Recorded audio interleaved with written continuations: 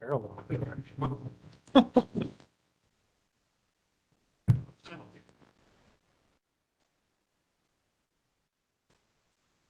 Okay, thank you. Meeting called to order. Eva Neighborhood Board 23 is September 14th, 7 o'clock. Thank you, everybody here and online. Reading our rules of speaking, co-chair. Aloha. This is your community public forum. Your input and cooperation are really appreciated. The Evan Neighborhood Board is an advisory board, and we provide fairness, integrity, and collaboration to all to increase and assure effective citizen participation in the decisions of government. Anyone wishing to speak is asked to raise their hand, and when recognized by the chair, to address comments to the chair. Speakers are encouraged to keep their comments to 1 minute, one turn per person. Those giving reports are urged to keep their reports less than 3 minutes and presentations under 10 minutes. While we're at it, if everyone would please take a moment to silence all electronic devices. I'll give you an extra 5 seconds for that. 5. The board will make a good faith effort to provide the public with the opportunity to observe the meeting as it happens and an opportunity to provide oral testimony without a physical presence in the physical meeting room. Please ensure that your computer or phone is muted unless you are actually speaking. Note, the board may take action on any agenda item. As required by the state sunshine law, specific issues not noted on this agenda cannot be voted on unless added to the agenda. A 2/3 vote, which is 8 members of this 11-member board, is needed to add an item to the agenda. Items may not be added if they are of major importance and will affect a significant number of people.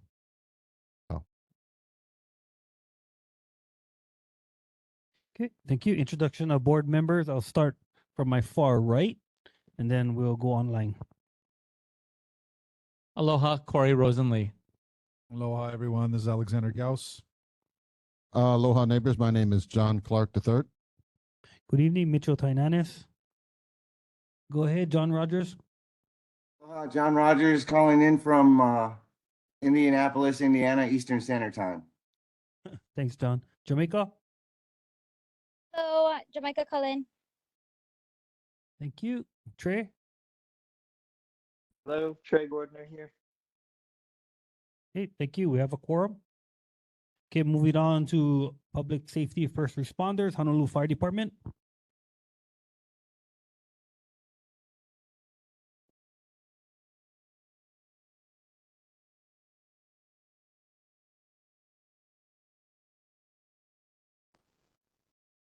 Good evening. I'm Wesley Pratt. I'm a firefighter at the Eva Beach Fire Station. Previous board meeting, we had one of the board members ask if HFD has a crisis such as the one on Maui, how do the counties coordinate together? Or if this does happen on Maui again, does that require additional members of HFD heading over to Maui? And does that hurt our service? So we provide mutual aid to other counties and other agencies, and it's all on by request.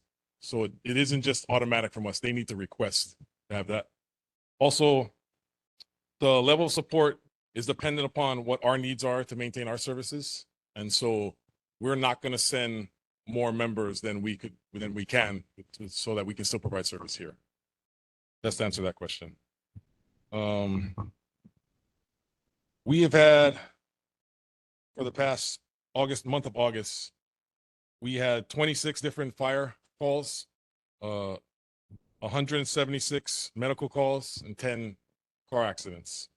We have a safety tip for this month, and it's for evacuation planning. Really, with what just happened, we know why that's important. We want people to plan and keep in mind and consider members of your household that maybe have limited abilities, as in small children, elderly, pets. Identify your escape routes, predetermine a safe meeting place, and always choose the escape route that's the safest. And review this plan and practice it with your family if you can. Stay informed, stay alert. You guys can visit fire.honolulu.gov. It'll have all this information. And I do have our battalion chief, Chief John Pacheco, to come up now and answer another scenario that was asked, I believe, by the board.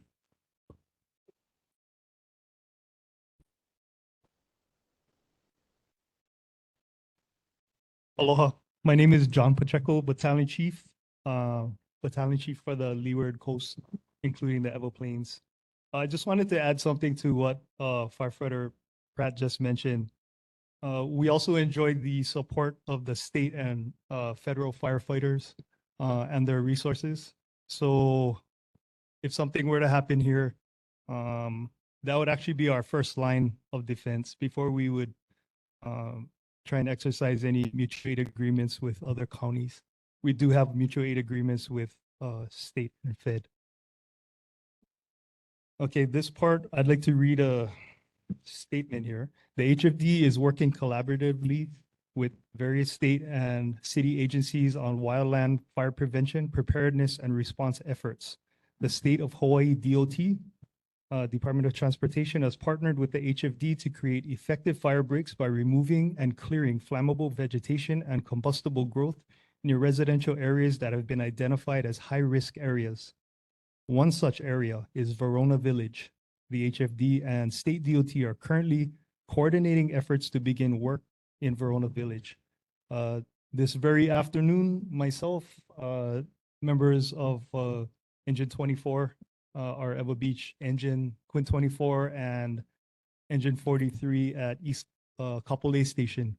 We all attended a meeting in Verona Village along with state DOT to identify the area along Verona that needs to be cleared. We provided parameters for their work. I'm not sure what the timeline is. You'd have to check with state DOT on that. Any questions? Any questions from the board? Go ahead.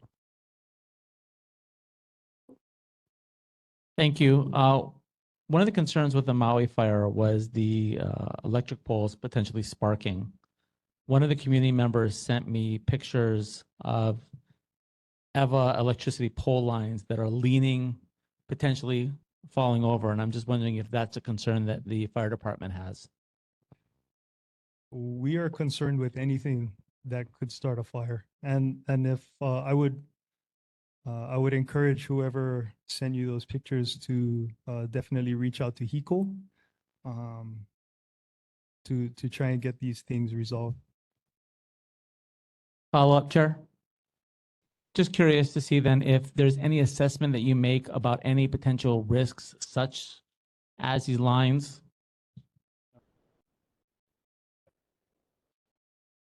So, all right. Is that something that you shared it with him? Okay, yeah. The pictures were provided. These are, these are telephone poles. They do not carry electrical current. Well, they do. It's a very low current, nothing that would start a fire. If it was an electrical pole that carried electrical service wattage, then that's the kind of thing that, you know, we'd be concerned about as far as fires. All right. Thank you. Alex, wait, one more question. Sorry, Commander. One question. I don't remember how many meetings ago, but there was a representative that discussed a live fire training facility over near the Verona Village area. I was wondering if you had any update. There were some issues and concerns with the site and all that. I was just wondering if you had any update on that. Yes. I'm not sure if Aloha, this is Here- Battalion Chief Nakapuahi. Aloha, Chair, board members. I can speak to that question, sir. Go ahead. So regarding the live fire trainer that was previously going to be utilized at 911133 Renton Road, right across Verona Village, that property was under the jurisdiction of the Department of Facility Maintenance and now under the jurisdiction of the Department of Environmental Services. That live fire trainer will not be placed on Renton Road. HFD was able to secure another DFM property located at 91119 Olai Street down in Cambo Industrial Park. And this property allows HFD to also conduct live fire scenarios in addition to driver training at this location while not impacting any residential or commercial areas. Since actually on the border of this property is the ocean. So I hope that answers your question, sir. Or if you did have any other questions. No, mahalo. That does answer the question. That's fantastic. Can you repeat that address for me? Would you mind? The address where we're locating our Correct. fire trainer is that's 91119 Olay Street. Thank you. Appreciate it. Thank you, sir. Any other questions from the board? Any other questions from the community? Seeing none, thank you very much. You guys be safe. Thank you for all what you do in our community. Okay, moving on to Honolulu Police Department.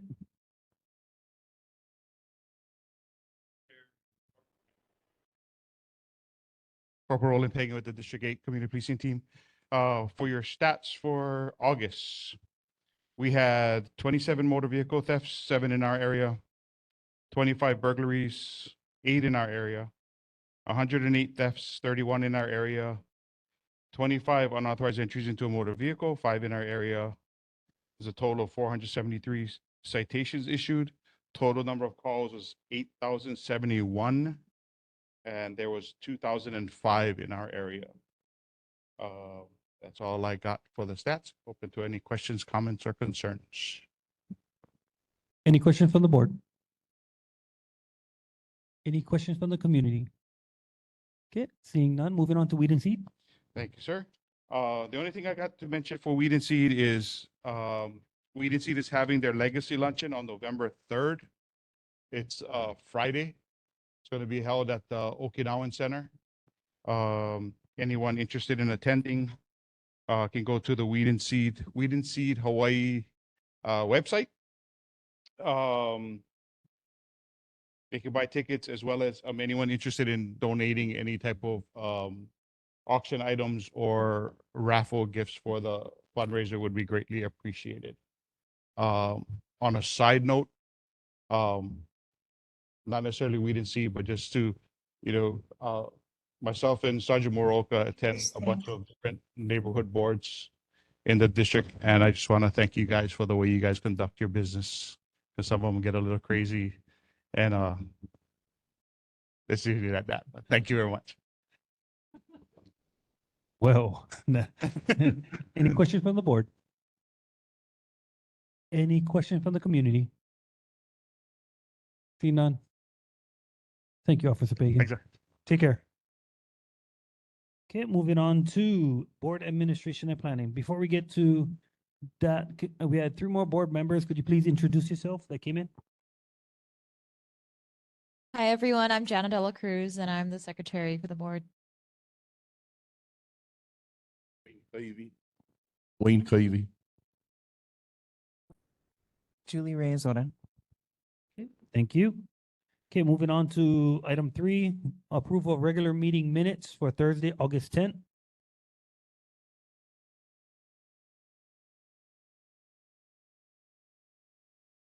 Chair, I'd like to move. There's a motion. There's a second. Second. I have a change. There's a change.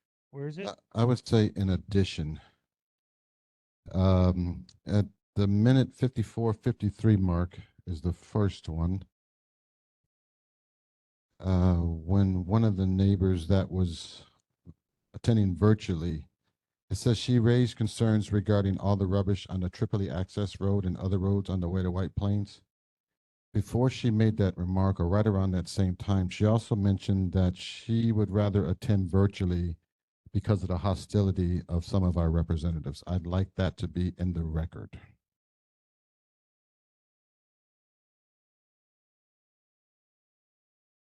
The term she used is representatives, but I think she meant senator. The second item is toward the end of that section at 106.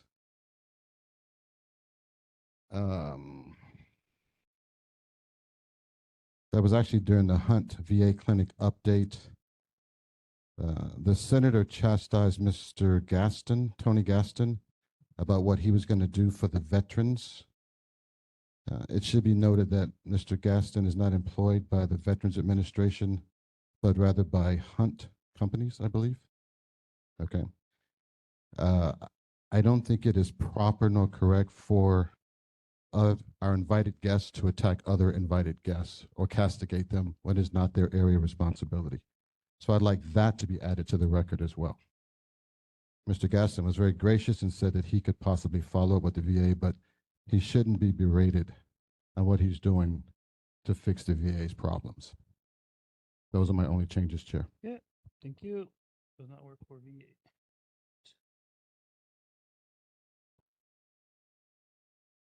Okay, any other corrections? Seeing none? Can I get a second? I second, as amended. All in favor? Any opposed? Oh, go ahead. Julie, you got something? I think if we have made these minutes, if through the chair, I'd be able to ask the neighborhood assistant to try to make sure that we stay within a certain page limit, right? With certain guidelines as to how we write minutes. And I was here during this meeting, and I'm sorry, partner vice chair, I want to make sure that we keep the minutes clean and it's not between two people fighting. And so I am gonna be voting no on the amendment to add those, but if we are gonna be amending what people say individually, there's gonna be a lot of these minutes are gonna be like 30 pages long. Thank you. Okay, Chair. go ahead. Wayne, go ahead. I know that we were, is this on? I know that we were referencing Senator Favela, and we all know that he's a compassionate person when he talks, and sometimes he may come across as brash, but I think he's just a compassionate individual who's concerned. And sometimes he speaks as a concerned citizen too, not only as in his capacity as a senator, And I don't think it needs to be recorded on the record to be changed, because I think we passed that already. Yeah, that's all I want to say on that. Corey, go ahead. Chair, I have a question. Was there a second on the motion to amend? I did, Corey. Didn't you make the motion?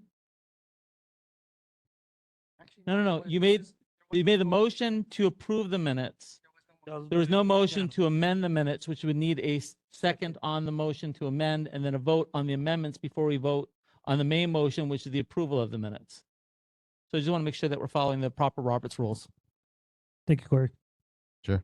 Okay, go ahead, John. So in response to co-vice chair and Mr. Kaivi's remarks, I had several residents approach me regarding the decorum at last meeting. That's the only reason why I bring this up. We make sure that our residents stay within the bounds of what they're supposed to say and do without disrespecting our guests. That is the only reason why I bring this up, and I want it to be on the record. We cannot allow, despite Board Member Kaivi's statement that he's compassionate, or I think he means very passionate about his job. I get that. I'm very passionate. But this is not the forum to use to bully other people, to shout, to yell, to castigate. And I want that to be on the record, that now would be allowed in this forum. Okay, so there's a motion. Yeah, I just want to chime in on that if I could. Sorry, Chair. We're discussing a motion that hasn't been made yet. I know. Okay, so before we can even speak on the motion, someone's got a second and the motion has to be debated. Yes, that's okay. his motion with the amendment. He's trying to make the amendment Right. to the minutes. That's his motion. So that motion has to be seconded before we Yes, can discuss. that's So what I'm it trying to hasn't do had a right second now. yet. It hasn't had a I second. know. I'm Okay. trying to do that right now. Okay, prior to that, Alex, do you have something? Yeah, I was just gonna say, like, I totally understand where John. Grab the Clark- mic, yeah. What's that? Oh, not live? Oh, I totally understand where John Clark's coming from. I don't know that correcting the minutes is the place for that. Maybe it's a coming to concerns, or we make it a separate discussion at the next board meeting, or even here if everyone wants to vote on it. I just don't know that changing the minutes is the way to achieve that. And I say that with all due respect. Okay, A point of order. I want to go back to what Corey Rosenly said. He said that we're discussing an amendment, but the amendment a motion hasn't been seconded, which means We're talking, If- we're, nobody should be talking about it, is what you're saying, right? Okay, so that's what he's saying. We keep talking, we should all be quiet, and Chair, this is up to you. Yeah, Okay, so I'm saying right now, there's a motion, right? What John said with the amendment. Somebody needs to Is it- second yes. before any of us can talk. Yep. So John made a motion about the minutes to be amended. Is there a second?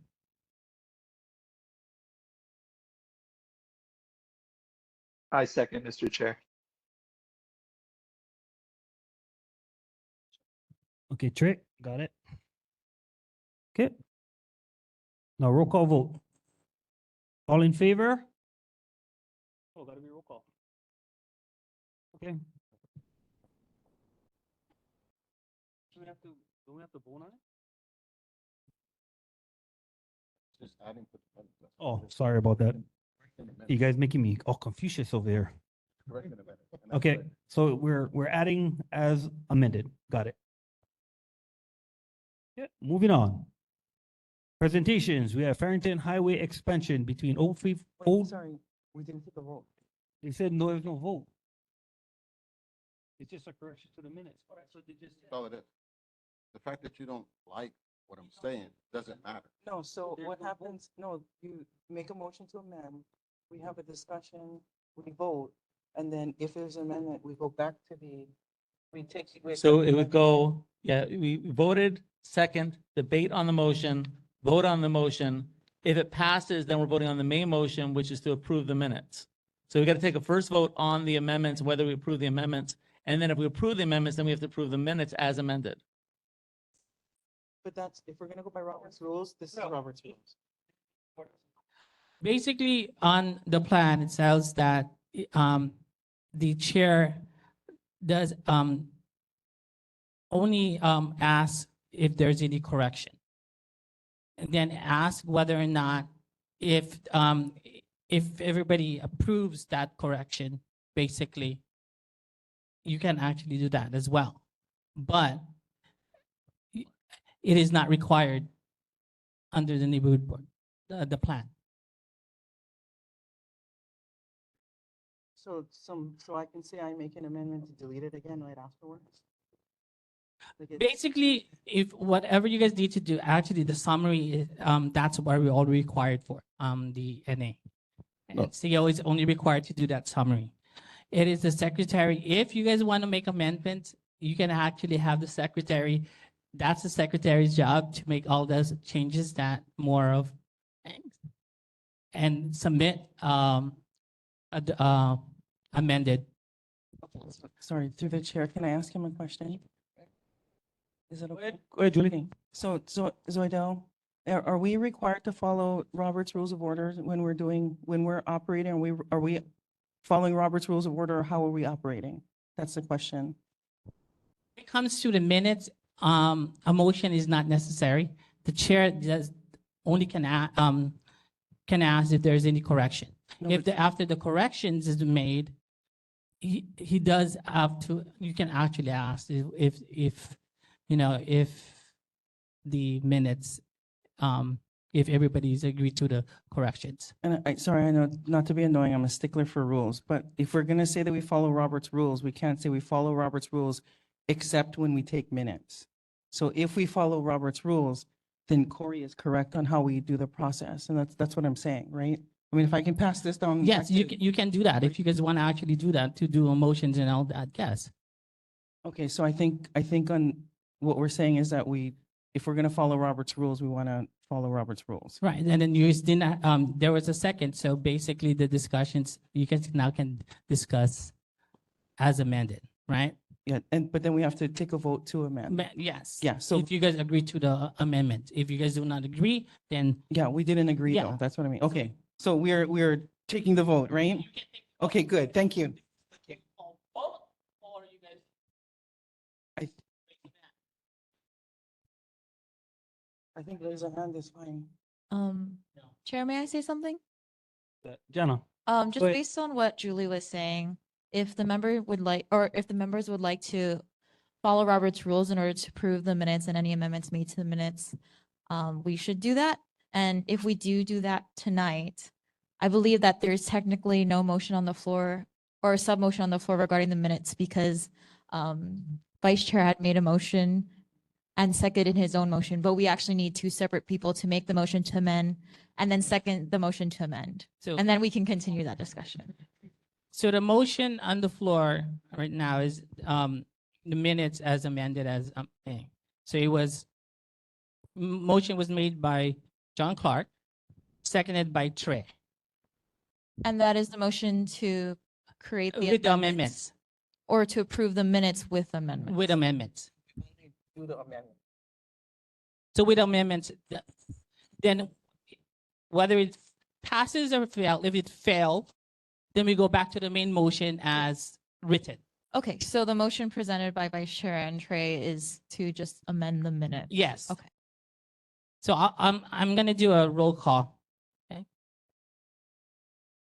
Corey, can you explain to them they cannot combo? Okay, any more discussion, guys? They can't combo the Any amendment more and- discussion, guys? That's what they're doing. Excuse me. Excuse me. Okay. Any more discussion? Chair, just to clarify, we're voting on the amendment, right? Yes. Okay. Seeing no other discussion, we're gonna roll call vote.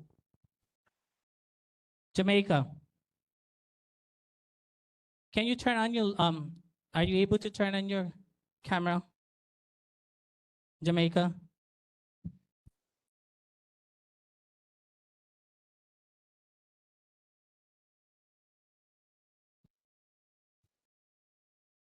So it's not. John Clark. Aye. Jana De La Aye. Cruz. Nay. Alex Gauss. Abstain because I don't recall the first comment. Trey. Aye. Wayne. Julie. John. Aye. Corey. No. Petro.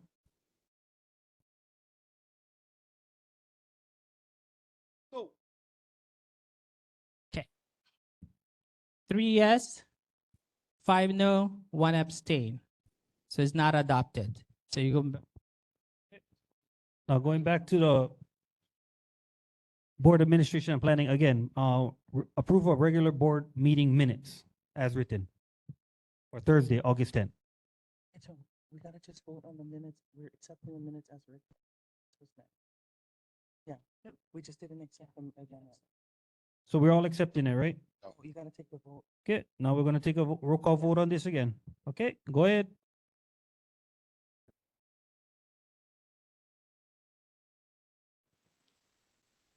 Jamaica. Aye. John Clark. Nay. Jana De La Cruz. Aye. Alex Gauss. Aye. Trey Gordner. Aye. Wayne Kayuvi. Aye. Julie Reyes Oda. Aye. John Rogers. Aye. Corey Rosenly. Aye. Mitchell Tienes. Okay. 9-1-0 adopted as written.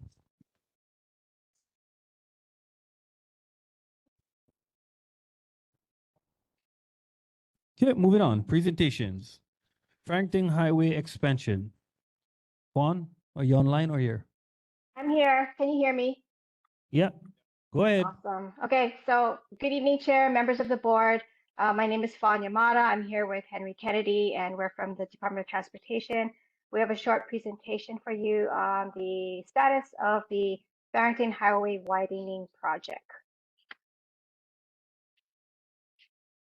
Good evening, board and members of good evening, chair and members of the board. So the project that I'm presenting tonight is the Farrington Highway widening project. The limits are from Kapolei Golf Course to Port Weaver Road. It is, as some of you are familiar, the existing Farrington Highway is a 2-lane road, and this project will widen that roadway to 2 lanes, 1 lane in each direction with a center left turn lane. I know there was rumors that the widening project would be either 4 or 6 lanes, but I guess the determination was that the 2 lane plus center turn lane is more consistent with the users and the development surrounding the roadway. It's consistent with the mixed use development and the subdivisions that are being planned and being constructed around that route.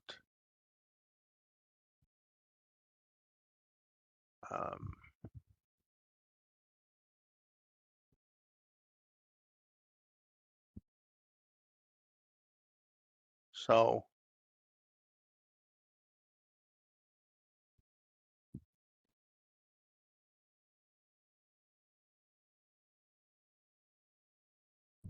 what else do I have in here? The 3 lane section is trying to drive a behavior shift to get people to use the roadway for local traffic and to drive through traffic onto H1.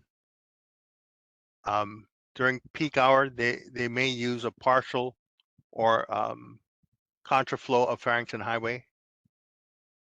The priority of this project is for speed and volume reduction, promoting safety and comfort for multimodal travel.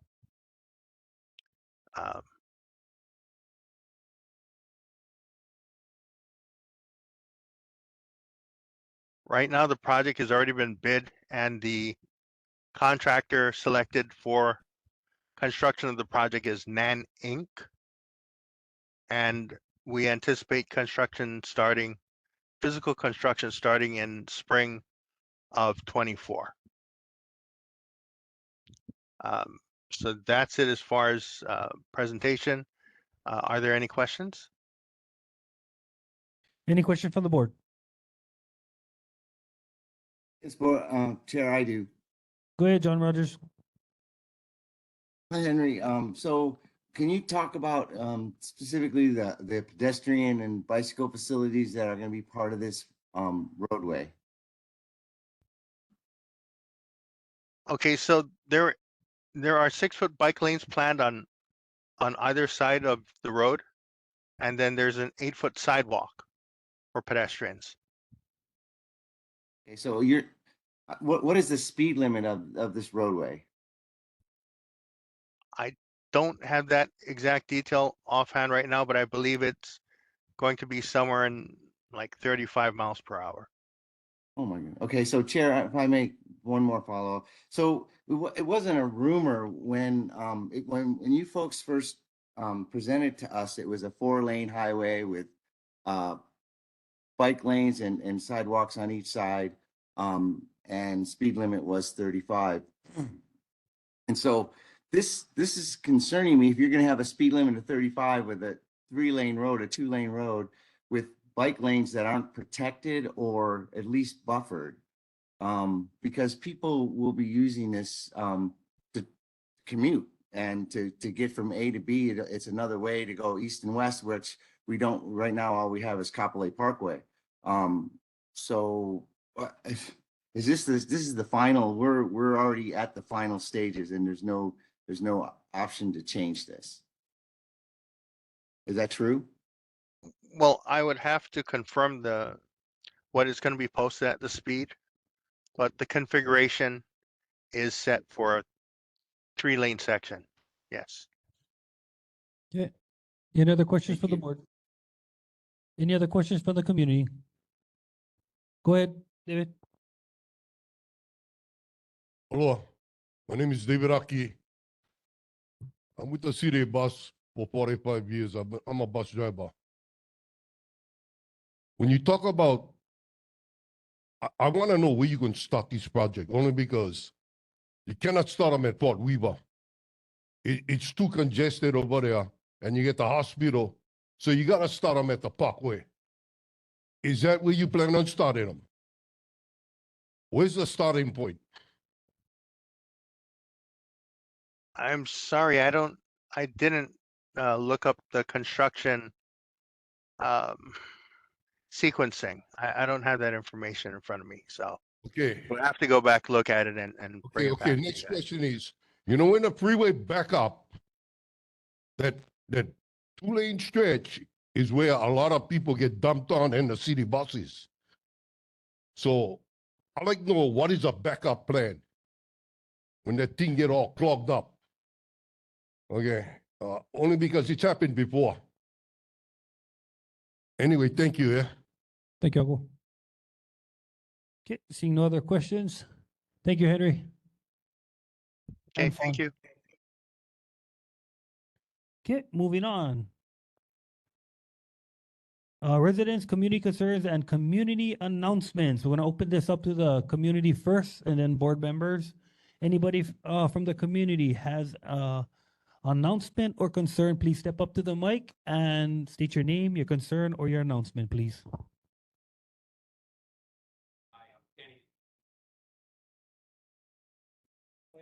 Hi, I'm Kenny Liu. This is regarding the cluster on Pohakapuna Road. Hi, Janet. Nice to meet you finally. We have an update. As you all know, there's strong community opposition, and you guys passed a resolution opposing the cluster. A couple weeks ago, or maybe not even that long ago, we found out that the developer is being forced to do an environmental impact statement, which is a big win for us. I'm glad you're here, Janet, because I don't know all that much about an EIS. From what I understand, an EA is like Cliff Notes, and EIS is like a Shakespeare novel. So I don't know how much time it will take them. It sounds like it's going to set them back.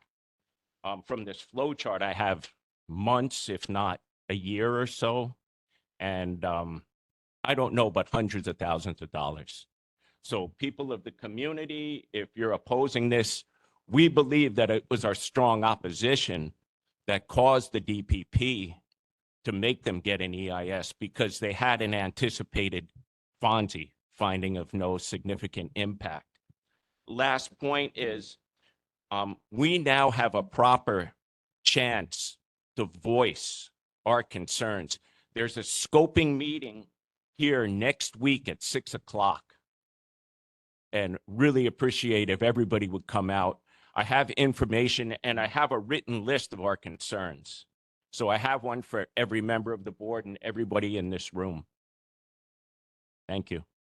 Any questions? Thank you again, Jana. Thank you, Kenny. Chair, I have a question. Jana, go ahead. Thank you so much, Kenny, for coming up. I just had a question. Did you already start organizing your fellow neighbors and community members to come to that scoping meeting already? Yeah, we're starting and Tim is going to do a Facebook post because he's an engineer and he writes much better than I do. So, That's awesome. yeah, I've been emailing and the phone calls start this weekend. Okay, that's great. I just wanted to make a note for all of our community members and neighbors as well that this effort, we have to just keep pushing and showing up in person. We can't Yeah. just start off with the resolution and kind of fall off that Oh, track no, after no, that. no, So no. I'm going back out into the community real soon. Mhm. Yeah, just didn't have any new information to give. no problem. Thank you Yeah. so much. Thank you. Go ahead, Uncle. Thank the board very much in Ever Beach for coming on and attending the meeting. Second, thank you to all our first responders. And third, thank you to all the political leaders. Okay. On your table, I handed out these. Okay. This was introduced about 20 years ago. It's assault against bus drivers. Okay. Last month's meeting, I gave the chair all city bus drivers was introduced to toxic chemicals to kill a coronavirus. Over 1,000 drivers was affected. Okay. I made some package here for the political leaders. This is the B felony. It comes with 10 years per head. Okay. On drivers. It's 1,000 drivers. But in 1980, they opened up a Halaba division. Wasn't 1 year old They shut it down for half a day. Half the system never run because of Amtrak. At least that's what the federal and state emergency responders said. Okay. But they never come out in the paper. Okay. So, and then later on, you had the issue in Japan. Okay. Regarding the priests killing people over there with the Amtrak. Okay. That boat fell under terrorism, okay? Now, I'm gonna ask the political leaders. I made packets for them regarding the toxic chemicals, when it happened, and the OSHA findings. So if they can pursue the Domestic Terrorist Act, I'm gonna ask the organization that I'm part of, if the Western Conference can get involved and bring their attorneys down here. Not that I don't trust the ones down here, but nobody's sister, brother, uncle, cousin. Okay. Okay. So I think you guys know what I'm talking about. Correct. Thank you for that. Regarding if I belong to an organization. Okay. Last but not least, this is young lady at the city council, Tupola. She's trying to push this ordinance through regarding essential workers. There was 3 floods and 2 hurricanes I was involved in, rescuing people. Now, they're fighting for $15 or $13. Let the drivers stay home and be home with their family. You can have the people rescue themselves. If you're not going to pay them $13, that's insulting. Okay? So, the essential workers during 2 hurricanes was a 6-hour window. 2.5 hours from Turtle Bay to Ala Moana, 40 minutes to bring the bus back, and 1 hour for the driver to get home. It's just under 6 hours. That's the window of an essential worker regarding the bus evacuation. Okay? Now, nobody going to say nothing because you get 70 of us still alive. Okay? And 50 of them are retirees. 20 of them are still working. And that's the 45 and 50-year vets. So if anybody challenges us, tell them we're not dead yet, okay? We're still alive. Okay, but I cannot thank that Wahine for pushing that essential worker stuff, okay? Thank you, Uncle. Thank you, Chair. Okay. Shane Greenland, Principal Greenland, go ahead. Aloha, Chairman and board members. This is Shane Greenland, Principal at Lima Intermediate. I had 2 concerns that I wanted to bring up. The first one is the crosswalk in front of Lima Intermediate. In the month of August, we had 2 students that were hit by cars. And what appears to be the problem is that the crosswalk is so close to the entrance of Lima's parking lot.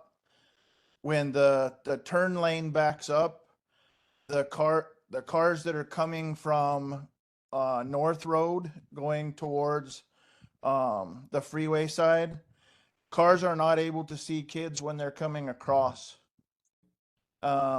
When the buses are dropping off kids, because they drop off in front and then they walk across, come across the crosswalk and then have to cross our entry, it keeps cars backed up for a longer period of time. And so it's just a huge congested area. My recommendation would be either one, if they're going to leave it there, it needs to be either well lit or identified so that oncoming cars know when someone is going in the crosswalk, or if it's possible to remove it or move it down farther, maybe towards the Boys and Girls Club, and then also move that bus stop in front of the Boys and Girls Club, because now that the school buses no longer pick up at Campbell and the students are riding the city bus, in the afternoon, there's anywhere from 100 to 200 students that are right in front of Lima. And as they cross and walk and go across that crosswalk, it's slowing cars up and they're not able to see the cars coming in other directions, causing kids to possibly get hit. But like I said, we've had 2 that have been injured, and we've had 4 other incidents that were almost bodily injury type damage to students. So that's my first concern.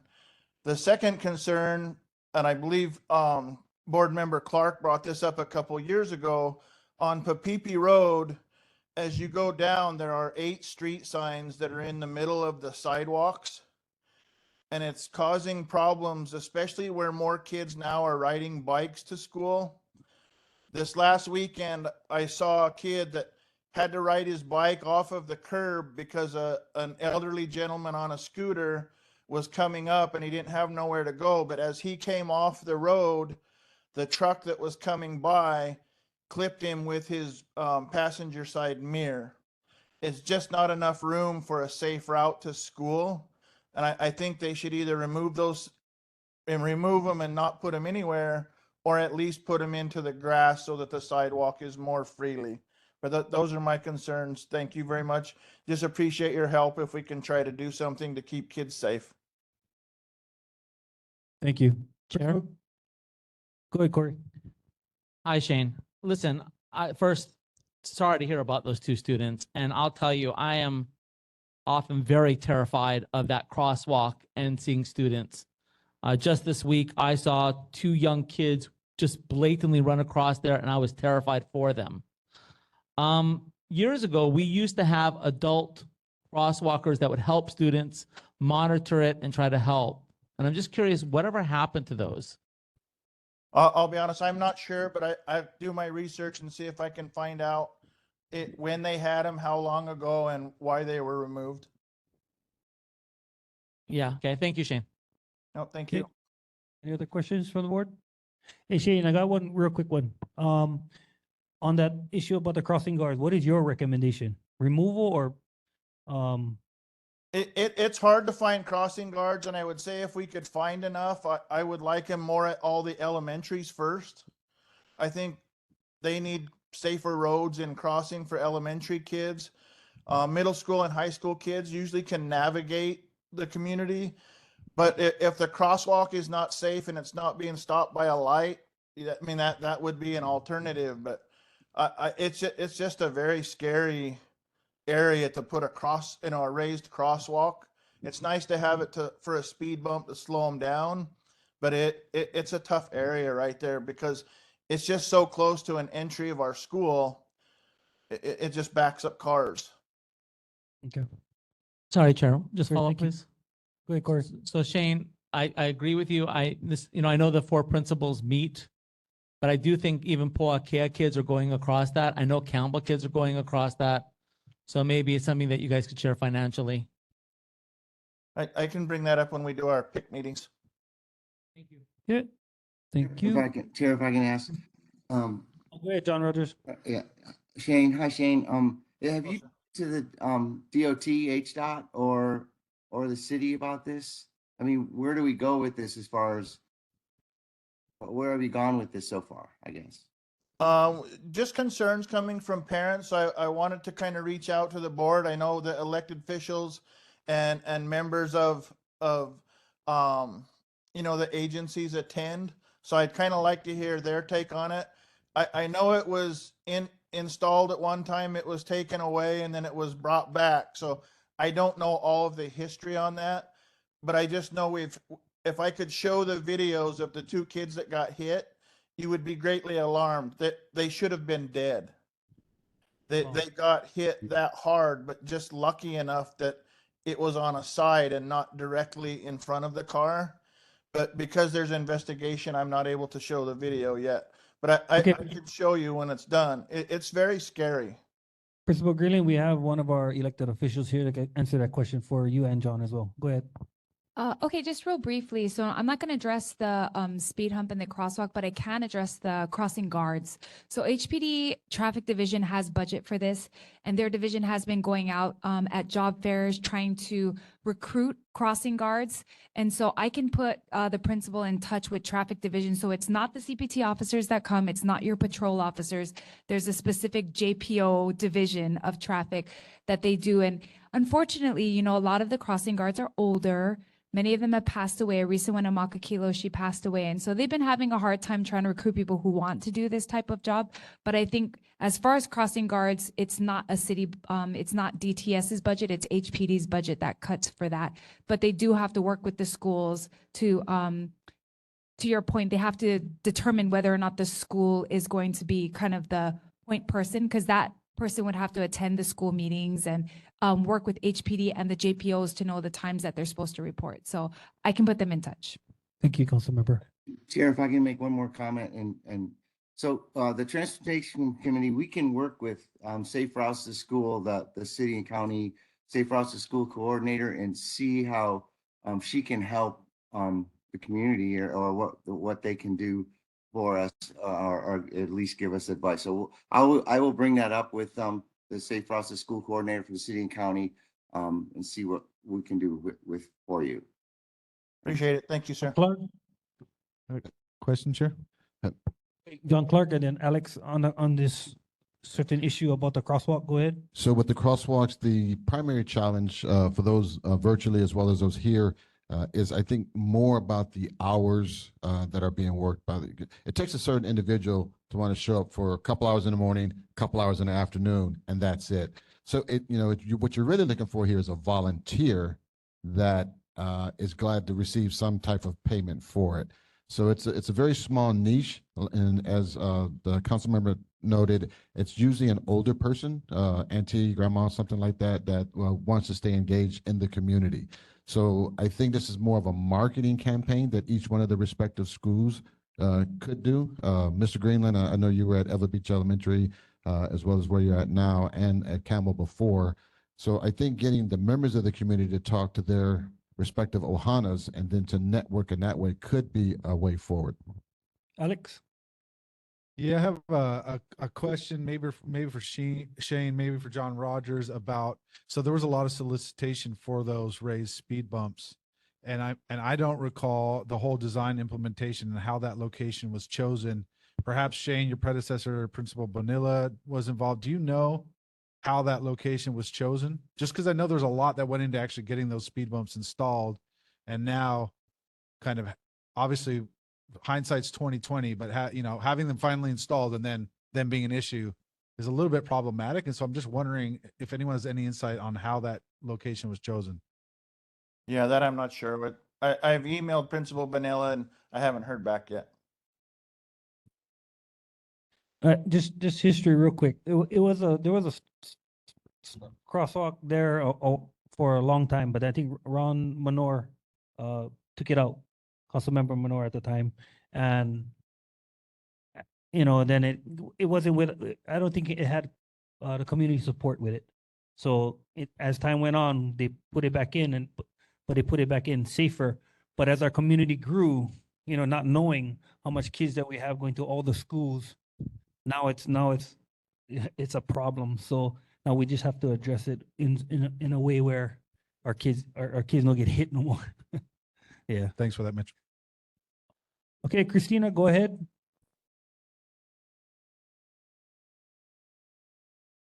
I'm so sorry about that. My name is Christine Russo, Eva Beach community member. I also teach at Campbell High School. I have a few concerns I wanted to raise. The first thing is I was the community member that had submitted testimony regarding the utility lines in between Kapolei Parkway and Fort Weaver Road along that bike path. So it's good to hear that they're not electrical lines. However, I do still think that it is a hazard because the lines, the poles are like, they're leaning hard. Oh, they're leaning over. And then the lines are basically falling. Some are touching the ground, and the public uses the bike path back there. So I'm not sure if that would be Hawaiian Telecom or who that would be that should be maintaining those lines, but they've been severely neglected. So I wanted to bring that up. And then my second concern, especially in light of the Maui wildfires, is the issue we have in our community with fireworks, illegal fireworks. It's always been a concern. Oftentimes, it is a nuisance. But when we're talking about our dry vegetation here in Eva Beach and aerials going off quite frequently, it is definitely a concern, and it raises the stakes as far as, you know, what are we doing as a community to tackle that problem. So I wanted to bring that up. The third thing I wanted to bring up is signage along Kapolei Parkway between Polowaka and Renton Road, and even between Renton Road and Kualaka'i Parkway. When you drive along that route, you'll notice several roadside memorials, and I wonder if we can't consider possibly putting up signage indicating, you know, it is a very curvy road. And so I can only assume that, you know, that's one of the primary reasons that we see that there have been several fatalities along that stretch of Kapolei Parkway. So I'm wondering if there could be some signage put in to indicate the curves. And the last thing I just wanted to mention is the bike path, the same bike path I referenced earlier between Kapolei Parkway and Fort Weaver.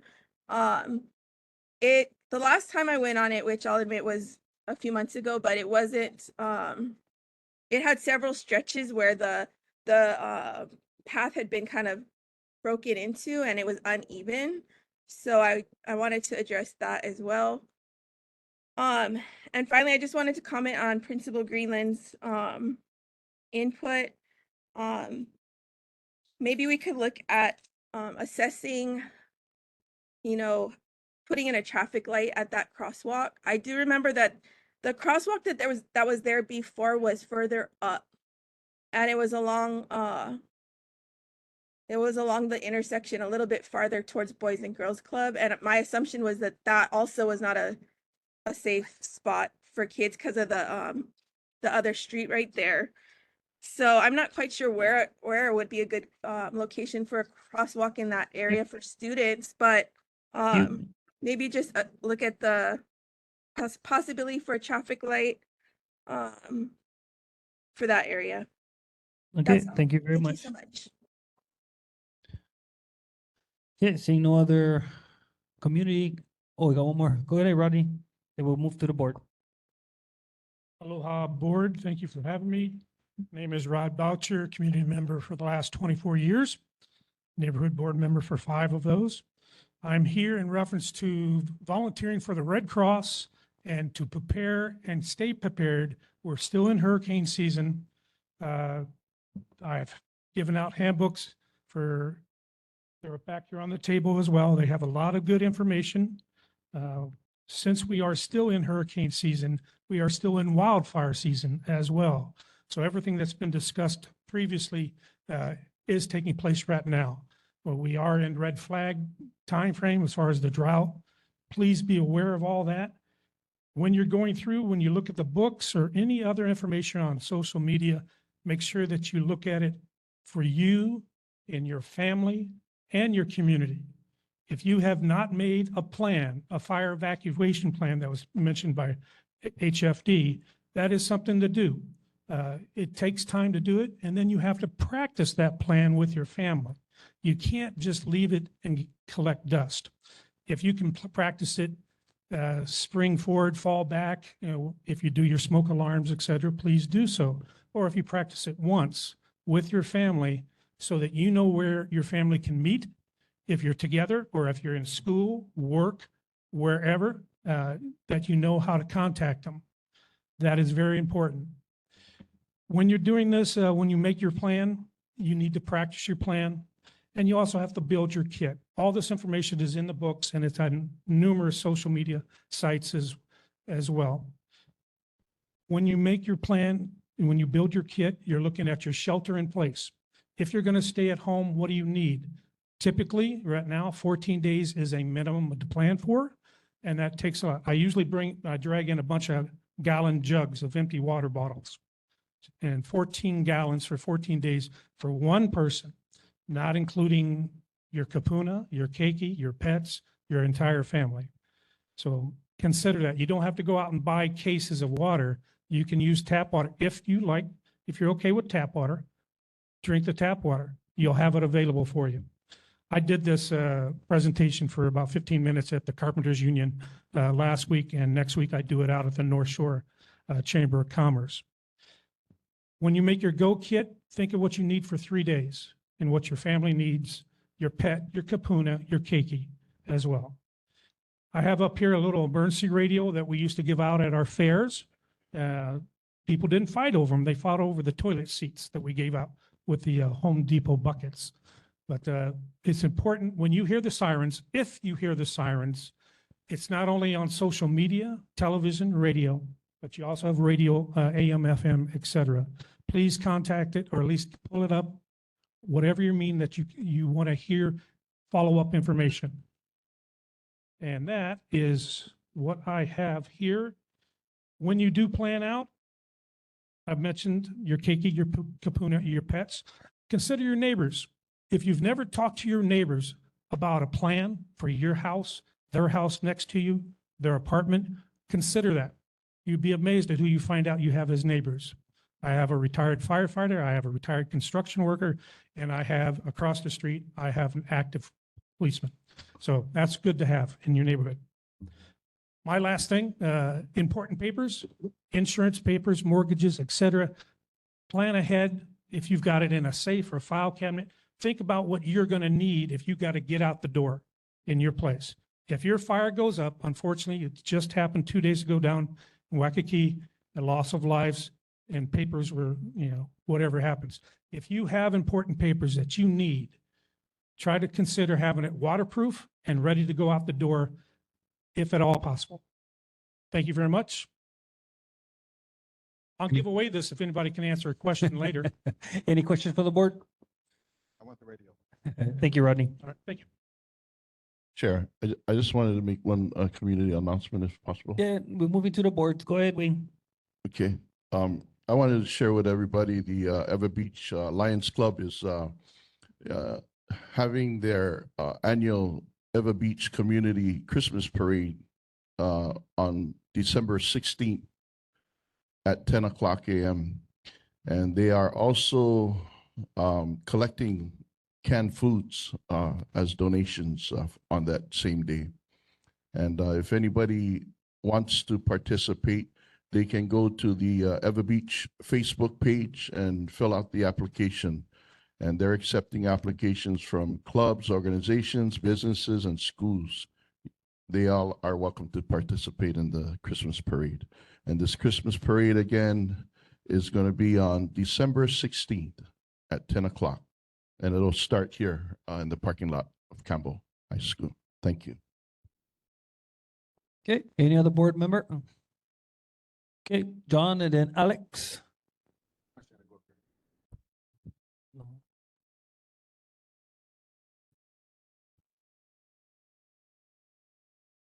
Is this thing on? Aloha kako. Aloha neighbors, like all of you, I love my Ever Beach. I love my state. I want to go back to what we opened the meeting with, what I wanted to get into the record. And I'm glad we're following Robert's Rules of Orders because it's to maintain decorum, which is kind of ironic given how much our state senator does not follow decorum. I had several community members approach me and ask me to specifically bring this up tonight. This meeting has progressed. No one has yelled. No one has called anyone out of their name. At last month's meeting, a member of our community was called something which I'm not going to repeat in this forum. I was called a crybaby by the senator.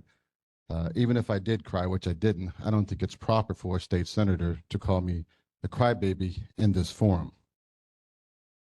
I don't think we should verbally attack, as I said earlier, Mr. Gasson, who was given a report on Hunt Properties or Hunt Company. Remember, this is our community forum, ours. It's not a bully pulpit or something that the senator can come and just stand up and berate people at this meeting.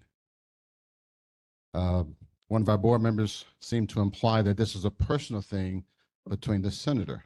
I have great respect for the office of the state senator. I've had disagreements with other representatives, including Mr. Matt Lupresti, who is no longer a state rep here, so it's not a party thing. It's been said that the senator is very compassionate, and that's a word that I would not use.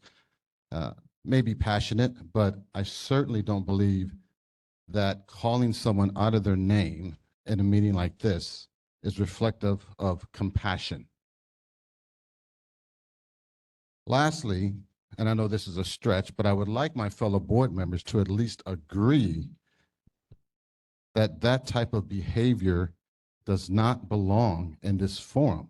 Even if he is passionate, do not call people out their names. Do not yell and berate our guest. If I don't get along with someone in this forum, we may disagree, but I'm going to shake their hand. I'm going to look them in the eye and I'm going to say, okay, we'll disagree. I may even smile, but I'm not going to call them a crybaby. I'm not going to call them an a-hole or something like that. Finally, Chair, 10 seconds. We need elected officials who are solution-oriented, someone who will work with everyone in the community, regardless of whether or not they are on all agreements. Thank you. Okay, thank you. Alex? Yeah, thanks. I wanted to just share with the public that in 2 weeks from tonight, so on September 28th at 7 p.m., we're going to be holding a Parks Committee meeting. There were several community members at last month's meeting that expressed some concerns, so we're going to discuss those, but there are some other themes that we want to discuss like the CIP projects here for a couple of Ewa Beach parks. We'll have representation from the Departments of Parks and Recreation. I know Councilmember Tupola and Tolba's offices have confirmed. And so I just invite people to be there. I think it'll be a productive conversation. And my second announcement is that I also want to mention that board member Liam Chin and myself are working on a couple of presentations that we're going to give in the future here. They're going to be, one is kind of a political systems 101, which will even be good for me, that we think will be informative for the community to help better understand how they might impact politics and things affecting our community. And the second is a list of priority issues in EVA and kind of what our different representatives are specifically doing as far as funding and pulling towards those different efforts. So something that we can just all keep track of as a board and as a community to see who's bringing what to our community. So thanks.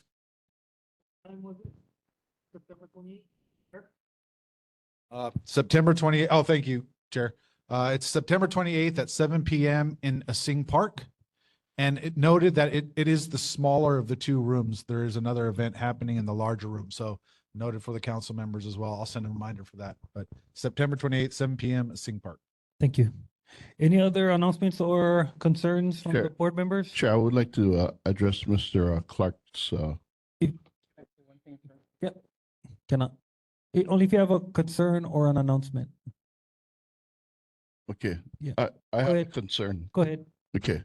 So I totally agree with Mr. Clark's statement that he made up there in regards to anybody, whether elected or not, even our board members, to address any of the public or guests in a mean way. And what I meant earlier when, and I was defending Senator Favela, I'm going to say that because he's not only the representative of Ewa Beach. We all know him, and I probably used the wrong word.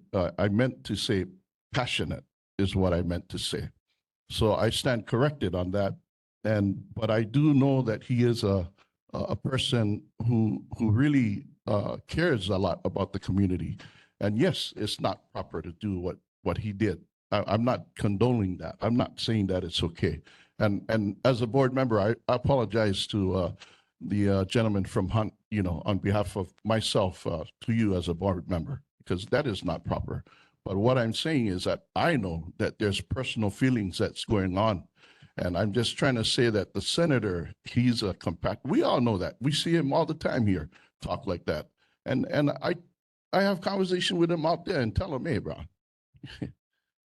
cool down. And that's all I wanted to say. I stand corrected on my thing. And I thank you. And I just happen to agree to disagree. That's all. Thank you. Okay, thank you. Any other concerns or announcements from any board member? Julie, go ahead. Would you be able to repeat in this section, the Jinshi, meeting for next Thursday? You have it on record, right? Like what it is, the location. Would you be able to repeat it here? Okay. Yeah, I don't have it on me though, but do you have it? Have the email too. But can you announce it here right now? Yeah, I don't have the information. The email I sent.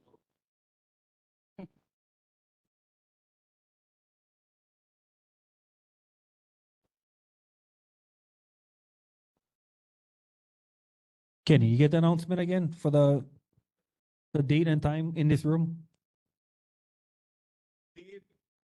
Actually, Kenny, can you announce what it's for first and Oh, then the date, time and everything, just to make sure everybody yeah, knows? sorry. It's for the environmental impact statement scoping meeting. That's the first of two. It's at the Ever Beach Public Library Meeting Room, September 21st at 6 p.m. And it's going to be held by the developer's representative, RM Towil, Isaiah Sato. Actually, 6 p.m. yes. Yeah. Thank you.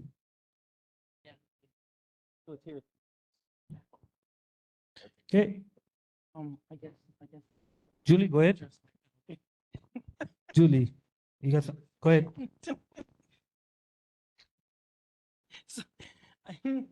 So I guess I need to address my partner vice chair.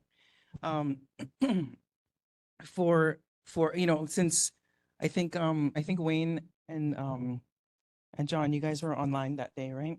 So in the meeting, I was sitting next to Mitchell, and the meeting was out of control, and it was more than just one person.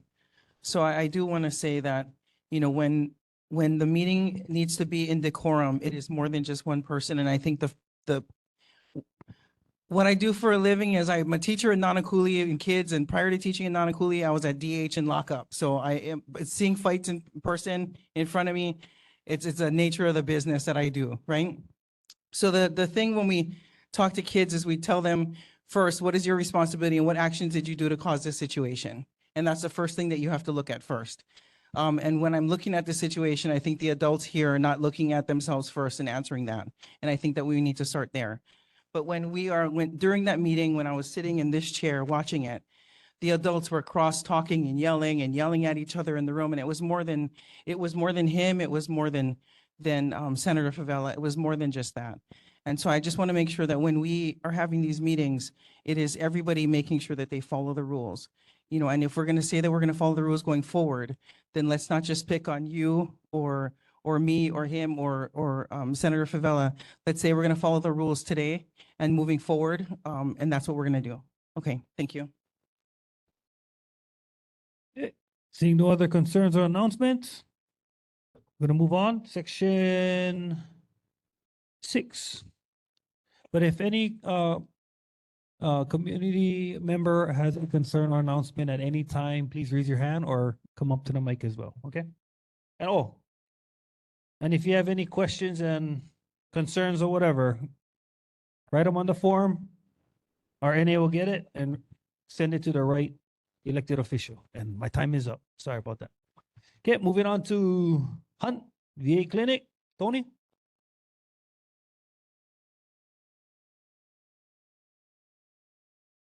Well, good evening, everybody. Quick update for you guys tonight. VA Clinic, you know what? Things are going great. Take a look at this image. They're getting ready to pave the parking lot pretty soon. See, so they're moving along really fast outside. And check out the inside. A lot of the big work was done. Now they're just doing finishing work, installing the cabinetry here. This one you can see they're still doing some flooring. Check out this. So now you get to see how there's going to be different type of walls in there. And this is like going to be like a reception area. So these guys are moving very, very well. Clinic is still on schedule, gang, to be done. Thank you, sir. Clinic's still on schedule to be. Oh, that wasn't me. Okay. Yeah, the clinic is still ready to be done with the construction. in January. And then we found out from the administration that if everything goes well, they should be open in maybe like late April, early May now, instead of being sometime in June. So it's going real good. Take a look at this roof. Isn't it gonna, I mean, the ceiling, it's gonna look so nice in there. I tell you. Okay, one thing I wanted to share with you guys is FDR. We are going to start doing some remedial work now because you remember 2 lanes were open for a while and some of the road, you know, when it's open, it gets damaged a little bit. So the remedial work is going to begin, but we are not going to stop traffic. So what we're doing is shifting it a little bit. So you see the red arrows. Now what's going to happen is where the 2 lanes were being used for contraflow, it's just going to be 1 lane going towards Diamond Head. And then you'll see these yellow arrows. Now there's going to be 1 lane allowing traffic to go towards Costco. So that's just the new procedure that's being implemented that'll allow the construction guys to do the remedial work on the roadway because we don't want to prevent access. Copahay, you know what? We got some bad news last month. The United States Department of Education came back and said, what are you doing again? And we gave them all the information in January. And unfortunately, they said, can you refresh us? So state DOE is actually trying to do whatever they can to try and expedite this again. But at least, hey, the traffic is still going on FDR. Finally, you guys remember this intersection, the Wakea, Kamakila, I mean, not Kamakila, but Kapolei Parkway. So now you can see the signal arms going up. So things are progressing over there too. Another month to a month and a half, and then those signals will be installed, and then the city and county will come and get those operational. Now, Senator Favela, he did ask some questions about the Veterans Administration and the homeless last time. So yes, you guys are correct that we aren't the ones operating it, but I did go get some information from them. And so they did come back and say that they do intend to layer their dedicated homeless program, which will include a dedicated VA staff that will only work towards the betterment of homeless veterans. This will be included programmatically into the clinic. Otherwise, they said they noted homeless veterans would come in for the same services that normal veterans would come for. In terms of housing, employment, mental health care, that all will fall in line for the U.S. Vets program, which has a partnership with the Veterans Administration. And if there's any more information needed, there's the usvets.org website. That's my quick update. Any questions? Yeah, thank you. Any questions for the board? Any questions for the community? Oh, good. David, go ahead. Tony, David Aki. Yes. I just wanted to say thank you very, very much as a veteran. You awesome, brother. There's a lot of vets out here. I appreciate you coming up here, give us updates here on this. A lot of them are waiting too, yeah. Absolutely. No. Thank you very, very You're much. very welcome. Seeing no other questions. Thank you, Tony. Thank you, everybody. Okay, moving on to Gentry. Is Gentry here online? Okay. Paseco? Any updates? Hi there. Okay, go ahead. Okay, so I just have one update, kind of a fun event that's coming on. So this weekend we have the Big Boy Bash, the anniversary celebration. It's kind of like a music festival. BET is going to be celebrating their 30th anniversary. Baba B's celebrating their 25th anniversary, and Cavallo's celebrating their 20th anniversary. So that's going to be over at the Waikai Lawn. And if anybody's interested, they can, I can go ahead and forward the information. That sounded like the radio commercial. Oh, it was on the radio.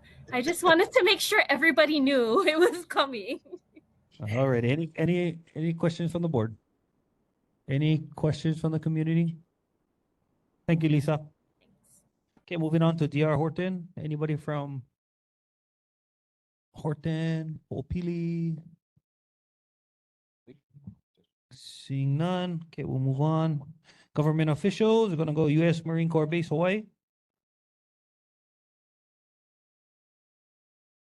Good evening, everyone. I'm Colonel Bevan. I'm the commanding officer at Marine Corps Base Hawaii, and The tragedy in Maui is, of course, at the forefront of all of our minds, and your Marine Corps Base Hawaii has been supporting, primarily with our C-130s and C-20 aircraft, taking personnel and equipment over that were helping in the recovery and relief efforts. We also supported the president's trip to the island to look at the devastation and kind of help him get a sense for future actions. We've also had a number of Marines participating in a number of events at the Capitol and in some other areas, particularly over in Kaneohe, with respect to relief efforts, drives, and accumulating the goods that were being shipped over there. And then, like everyone else, we are also taking a look at our operations and our spaces with fresh eyes to look at how we're mitigating fire hazards and making sure that that we are minimizing our risk. And those would be ongoing efforts. I unfortunately wasn't at last month's board. I was off island, but I did watch the video. And so I know that Major Fox briefed you on a couple of things. I wanted to update you on some things that he talked about, one of which was Department of Health and the combined testing that we've been trying to get done. I did look at where we're at today and talked to our environmental director today. And so he is finalizing the testing plan. And once that's complete, that will go over to Department of Health for their input into that plan. And then we'll be able to move forward with the testing. So hopefully here in the near future, we'll be able to get some additional testing done. We've also recently been approved to use what's called the Enhanced Performance Round. We'll be getting shipments of that here in October. So this is a newer round. It is a lead-free projectile, and it also has a steel jacket. So here, once we start shooting at it, there will be no additional lead going into the retaining berms. And as we continue to go through our episodic process of demining and demilling those berms, you know, what is currently in there will be being, you know, taken out and refreshed. So good news in terms of minimizing our environmental impacts on that front. With respect to sound, there are a number of sound efforts underway with studies, and as we look at and getting funding for some things with respect to retaining walls to minimize the sound. But one of the things we're doing starting next week is doing some testing with suppressors on our weapons. I think we all know intuitively that if you suppress a weapon, it's going to be a whole lot quieter by orders of magnitude than an unsuppressed weapon. But we want to be able to collect that data so we can go back to bigger Marine Corps with proposals with respect to suppressed weapons. And make sure that we have some qualitative data to compare to the unsuppressed.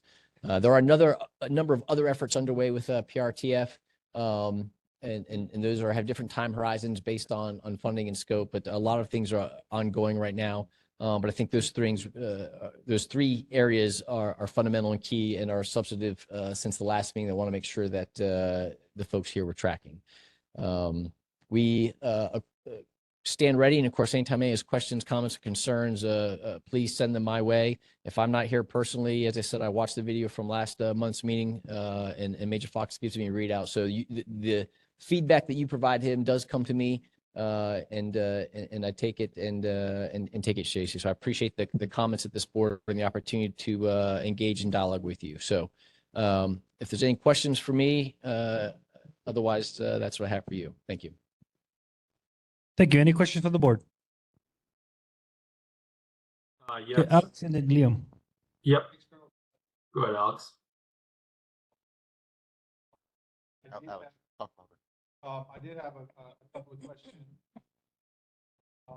So you mentioned that you're, correct me if I'm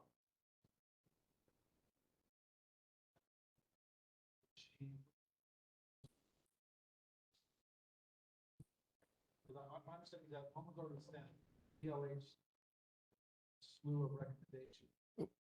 Yep. So some recommendations so there's some things that he wanted to do so that when we do the testing, it's going to be combined testing. So it's us and DOH testing together. And so to make sure that we are doing the same thing. So this is the testing plan so we can get their input so that it's not the Marine Corps testing. We're doing it side by side. And so the results are, making sure that we are all in agreement on what the results are, kind of unbiased. So what we have is the testing plan. And yes, the previous conversations were some things and feedback they provided on what they wanted to see in terms of, requirements for the testing. So those have been incorporated. Some of that has been an iterative dialogue. And so now we're at the part where our environmental director is completing the testing plan And then once DOH has their input, then we'll be able to move forward.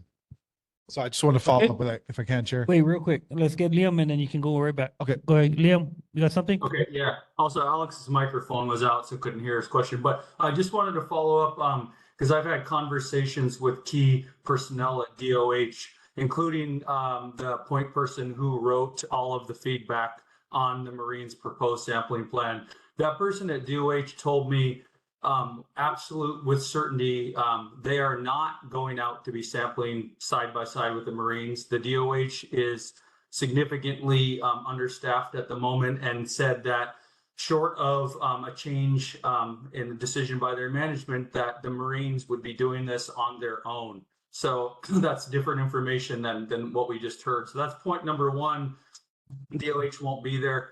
The second is that DOH also mentioned that they have not heard back since providing that detailed feedback on the sampling plan that they provided to the MCBH. They did not hear back. And I asked, did you expect to hear back? And DOH said, yes, but on the other hand, the truth is they don't have jurisdiction. It's federal land, and that MCBH technically can move forward as they want to. I'm not saying you guys are planning that. Having said that, this is different information than that was just provided. So I just want to clarify, will you be going back with a revised proposal based on what they wrote to you? Their 2-3 pages of feedback. Will you actually be incorporating that into your proposal and sending it back? Or will you just be moving forward on a verbal confirmation that you've received their input and that it's noted? Yeah, no. So first of all, thank you. This is the first I heard that they were not going to be testing. So I'll have to go back to our environmental director and see where because that was not what I was tracking. So I will check that. Second, no, our intent and our desire would be to be testing side by side. If they don't have the manpower, or they can't do it, then we'll have a conversation, figure out how we can make sure that we are moving forward and it's an unbiased, fresh look. And yes, our intent is to incorporate those requirements. I saw the product today, chat with our environmental director and to look at a superficial look at where he was at and what his plan was. So I know he is moving forward, but I have not, the plan is not finalized quite yet, but yes, our intent is to incorporate, their recommendations. All right, thank you. Alex, you got Yeah, thanks again, Colonel. I just wanted to follow up with that and say that if DOH in fact cannot or is not able to attend, and I think today the Surfrider Foundation sent a letter expressing their desire to be involved in that process. I think it'd be really important for Marine Corps Base Hawaii to involve a third party or someone else, just so that it doesn't look like the Marine Corps is testing and regulating themselves. I think that will reflect very poorly. And so I think regardless of what DOH does, I think it would be really good from a community perspective to try to involve Surfrider and show good faith, because they did run the first set of samples, and that you're open and willing to show that, I think would go a long way with the community and myself included. Thank you. Yeah, no, thank you. And frankly, our intent is to, which is why we were trying to involve DOH. So we'll definitely take a look at that. I agree. We want to make sure we have unbiased data. So thank you. Can I just ask a follow-up? Go ahead, Wayne. Yeah, I just, because I didn't, Colonel, thank you. I just didn't get it. Hold on, Liam. Hold on. Wayne, go ahead. Okay, thank you, Chair. Colonel, I have one question that I wanted to ask in regards to what you stated earlier in way of using different rounds to mitigate the lead that's being put downrange. So I happen to know about a lot about ammunition and weapons and all that, yeah? So in these pictures right here, they don't make a full metal jacket round made of steel or metal. The reason for that is because it's inaccurate going down range. That's one reason. And the other reason was it's too expensive. That's why they put lead in it. So I'm having a hard time trying to figure out how you guys plan to do that. Yeah, so the M855A1 round is that's the new round that yeah, this came out. It's a steel jacket round. It's but still under testing, right? It is And approved there for is lead fielding, in it, right? and yes, and it That- is a that lead. was my point, Yes, sir. and it is a lead-free Thank you. projectile. Yep. Okay, Leo, last one. Follow up. You got something? Yep, Colonel, I didn't hear a response to the part of my question, which was, does leadership, their MCBH plan on sending back a revised proposal that reflects the specific input that DOH provided in mid-July? So therefore it would come back to them in writing the changes that you made. That's question one. And then the second question was, if you could just talk a little bit more about the relocation efforts, because we understand these are supposed to be short-term mitigation efforts, but these should not be in place of the resolutions passed by the Evan Neighborhood Board, the Senate, and the House, which have called for a relocation. If you could answer those two questions. One is, will there be a written response with a new proposal reflecting the input of DOH? And then number two, relocation. Yeah, sure. And sorry, I missed the one on the first go around, but yes, we are going to provide a written testing plan back to DOH too. You know, as you know, anytime we talk about relocating something of this magnitude, it is not a quick process. It takes, you know, where are we going to relocate to? You know, all of the things that go into, you know, surveying, getting it approved through the state. We recognize what the intent and interest of the community is. And, you know, that is not a short process.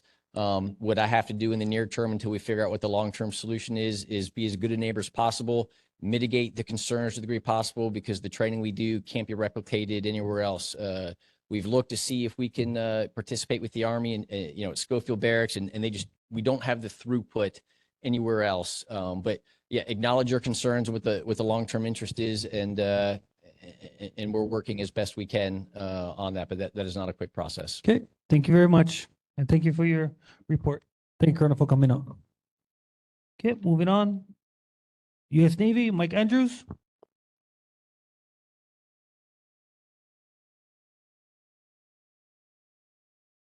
Good evening, Mr. Chairman, board members, members of the community. Thank you for the opportunity. I've got a few brief things to go over, and then I'll defer to Mr. Flynn behind me. I want to talk a little bit about an environmental concern that we've gotten some questions about, and that is octocoral. Octocoral is a invasive species that has been introduced by some form or fashion into Pearl Harbor and into Hawaiian waters. Now, we're aware of the presence of two different octocorals in Pearl Harbor, and we're busy at work with our agencies in the state and local government, federal government, DLNR, others, to look at for an effective management plan or an eradication plan to get this under control and to take care of it. One octocoral species was found in the vicinity of the marina and the lagoon at Capilano Beach Homes at Iroquois Point. Naval Facilities Engineering Systems Command, real estate and environmental offices have been in touch with the beach home management to let them know about the issue and to give them notice that within 45 days of that notification, that work would start to begin to eradicate this issue. As it stands now, provided that materials can be attained and the weather allows, their projection to start this work is the 1st of October. The contact with the octocoral is something that we are looking is a very serious issue, because this is a very easily broken and easily moved coral. So it's very important that people not to contact it either through physical tramping, fishing, diving, boating, anchoring, because these octocorals, as I said, do grow quickly. They will get land in place over the native corals and then suffocate them and kill them. So, and they'll do that in pretty fast order. It's difficult to say exactly where it's coming from, but the indications are that it looks like maybe aquarium dumping, because there have been instances when these octocorals have been sold to people that own aquariums, and then they get tired of the aquariums, they dump them, and then we have a problem. But we are committed to getting this under control, working with our partners. So we'll be keeping you up to date on that as the situation develops. Now, to shift over to Red Hill, I want to talk a little bit about a topic that has been brought up many times, and that's the long-term monitoring of their drinking water that is supplied into the Navy drinking water system, which services Capilano Beach Homes. The long-term monitoring has moved into its second full year of operation. And these results are basically to show that the quality of the water is not only safe, it remains safe within the parameters that we discussed and set up initially with the Department of Health and the Environmental Protection Agency. But these long-term monitoring results are available, as we've mentioned many times before, on the Joint Base Pearl Harbor Hickam website. That address is www.jbphh-safewaters.org. One of the information outreach tools in support of this long-term monitoring has been our information booth, which has been at several locations. Many of them have been on the bases, but we are branching out. Today, the information booth was on Ford Island. On the 28th of this month, it will be at the Navy Exchange at Pearl. And then Wednesday, the 11th of October, it will be at the Capilina Night Market in Eva Beach. We are also discussing the possibilities with Senator Favella's staff to have the long-term monitoring information booth at the town hall that he's hosting next week. Senator's staff may have more to say about that. Hopefully we'll be able to work with them. And one other thing about long-term monitoring, you may have seen this media reporting that the Joint Task Force Red Hill has completed and safely repacked approximately 380,000 gallons of fuel into the pipelines that connect the Red Hill bulk fuel storage facility and Joint Base Pearl Harbor Hickam. And you may say, why are we putting fuel back? Well, this is done as a very slow and deliberate process. The fuel has been put in and air has been removed to create a stable, even pressure. So once the refueling of the tanks is begun by gravity, it will ensure a much safer, smoother, more fluid transfer of the fuel. Red Hill the Joint Task Force Red Hill is hosting a defueling open house. It will be the 3rd of October from 4 to 6 p.m. at the Ke'i'i Lagoon Memorial Park. So we got some flyers on the back table. We encourage anybody that's interested to come out. And one last item that I'd like to add from the Environmental Protection Agency. This is concerning their community representation initiative. They're hosting a meeting on Saturday from 1:30 to 5:30 p.m. where participants can vote on the membership of the Community Representation Initiative. This is a panel of 10 citizens representing different groups, different concerns, to provide input and to be updated through the Navy, working with the Navy on the ultimate fuel closure plan for the tanks. Before I turn it over to Mr. Flynn, I would like to say that, again, that this is my last meeting with the neighborhood board. I will be retiring the end of this month. But this has been a great opportunity for me to get to know my community a little bit better. I live in Eva Beach, and it's been real eye-opening. And irrespective of any earlier discussions, I would like to thank the board personally for the courtesy and respect that they've shown me in each of my meetings here. And I will truly miss this. With that, I'll turn it over to Mr. Flynn.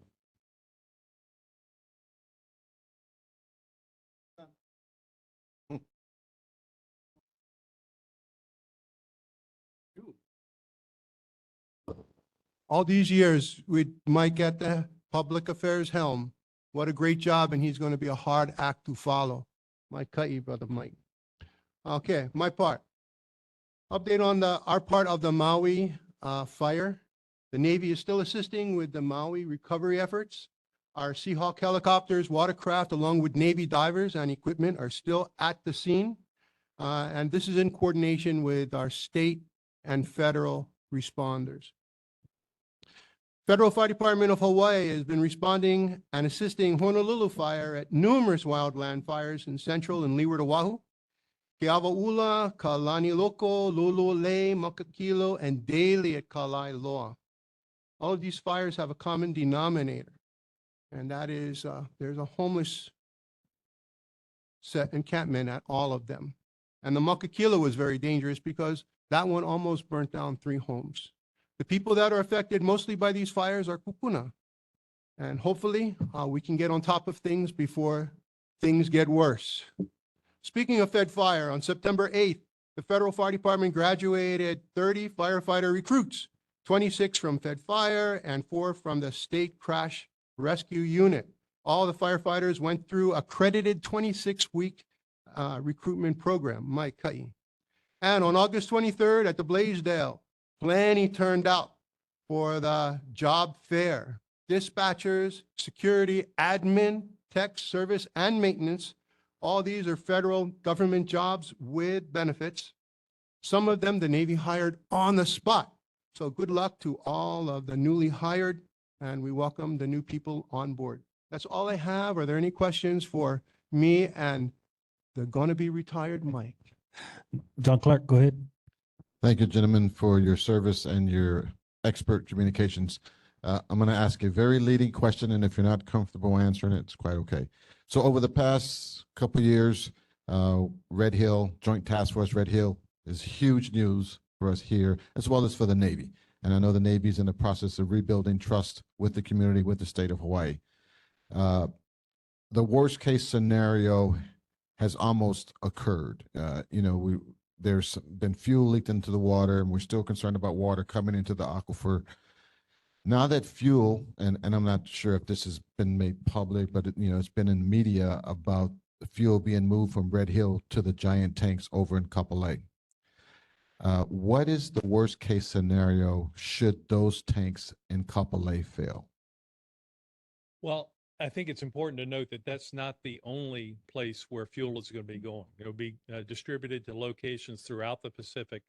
I don't know how much will be at each location, but I can tell you that the Navy is approaching this, and the Defense Logistics Agency is approaching this as a no-fail proposition. Quick story concerning the repacking of the fuel lines. At one point, as fuel was being introduced into a part of the pipelines, and this was not anywhere above the aquifer, it was in the underground pump house, it was a very small area, there was a bit of weepage noted. Okay, a little bit of condensation or accumulation of fuel on the outside. It was at a rate of 1 drop per 6 hours. Shut down the operation then to make sure that there was no any leakage or weepage or anything like that at all. So that is an indication that yes, we are working to the utmost to make sure that this thing is as safe as possible. I was speaking in terms of fire response. Should there be an explosion? If one of the tanks should fail, how far away from the shore are the tanks? That kind of thing. Yeah, I don't have those specifics Okay. as to Thank you. location. Thanks. John Rogers, go ahead. Mike, Kapolina Beach Homes. Can you you mentioned earlier, and I think it was in press releases too, that the coral was found at the mouth of Pearl Harbor in the area of the lagoon where the sailboats are and all that in Kapolina. So how is that affecting the actual, all the like the 7, I think there's 7 lagoons at Kapolina Beach Homes? Because one of the canoe clubs was told that they had to move. And so I just want to understand what's being what are people not able to do at those lagoons? Swim, surf, can they boat at the lagoons? I know the mouth is a problem and the actual lagoon is, but the actual different beaches. So It's my understanding that the beaches are not impacted because beaches are not the type of environment where this type of coral would take hold. The greater concern is in the lagoons, in the marina itself, where it's not quite as free flowing. The concern is that if there's contact with the coral, it does apparently very easily break. I'm not a marine biologist, I don't pretend to be, but it breaks and it goes to other areas, and then as it settles, it quickly takes root and chokes out any native coral beds. So folks can use the beaches and paddleboard and surf and canoe, launch canoes off the different beaches into the ocean there. As far as I know, the beaches are not an issue. I am hesitant to say in terms of what kind of traffic can go in and out of the marina and that sort of thing. I believe that's the information that the Capilina Beach Home Management have provided to the residents. Okay, Alex, go ahead. Thank you.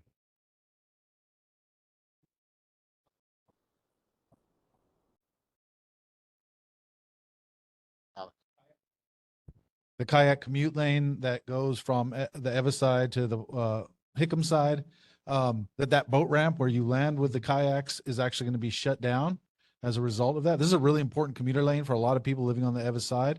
I'm wondering, and I was told that the potential new landing site would be at Hickam Harbor, which is literally like 6 times further, right? It's a really long commute to kayak to get there. And so I just was wondering if that is the case, and if you have any information on where kayakers will be to go, or if it's being shut down completely or what. Vic, have you heard any additional on that? Oh.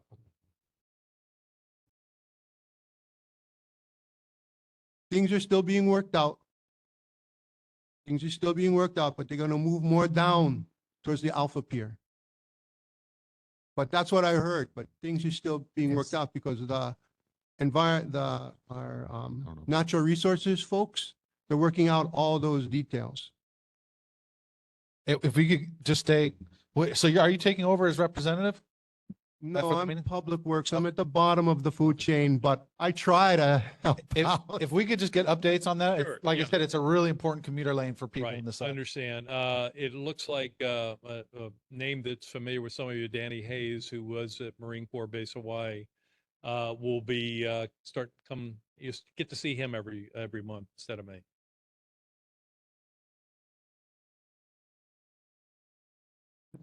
Okay, Corey, got a question? Go ahead. Just curious, what are the plans to deal with the tanks after the fuel has been removed?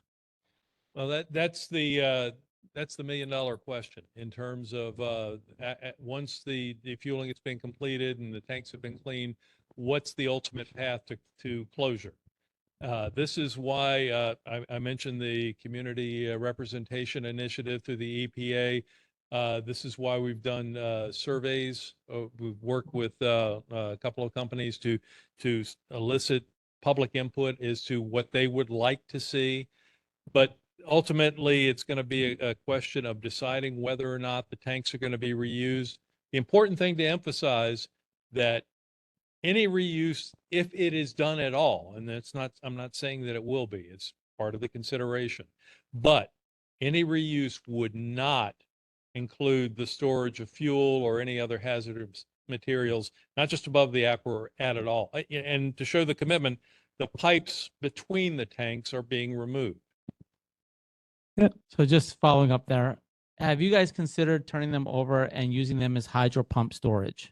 There's a lot of options on there. There's been, for like, even the one that I'm not real crazy about is they're talking about, using it for like gray water or something. I don't know. There's a lot of different options that are out there, but, more to follow. It's not going to be a quick process. The important thing is to get the fuel out of there and then, move forward from there. All right. Thank you, Mike. Okay, thanks. Thank you for your all the time coming down, and thank you for being what are you going to be now? A professional grandfather now? Absolutely. And I looking forward to it. Enjoy your retirement. Take care. Okay, moving on. U.S. Army. Good evening, Chair, Board, community members, Major Bonglo, the Army representative for tonight's meeting. Got a couple of announcements tonight. The first being the United States Army Garrison Hawaii is holding its next hiring fair on September 19th at the Aliamanu Military Reservation Gym, beginning at 8:30 and ending at 2 p.m.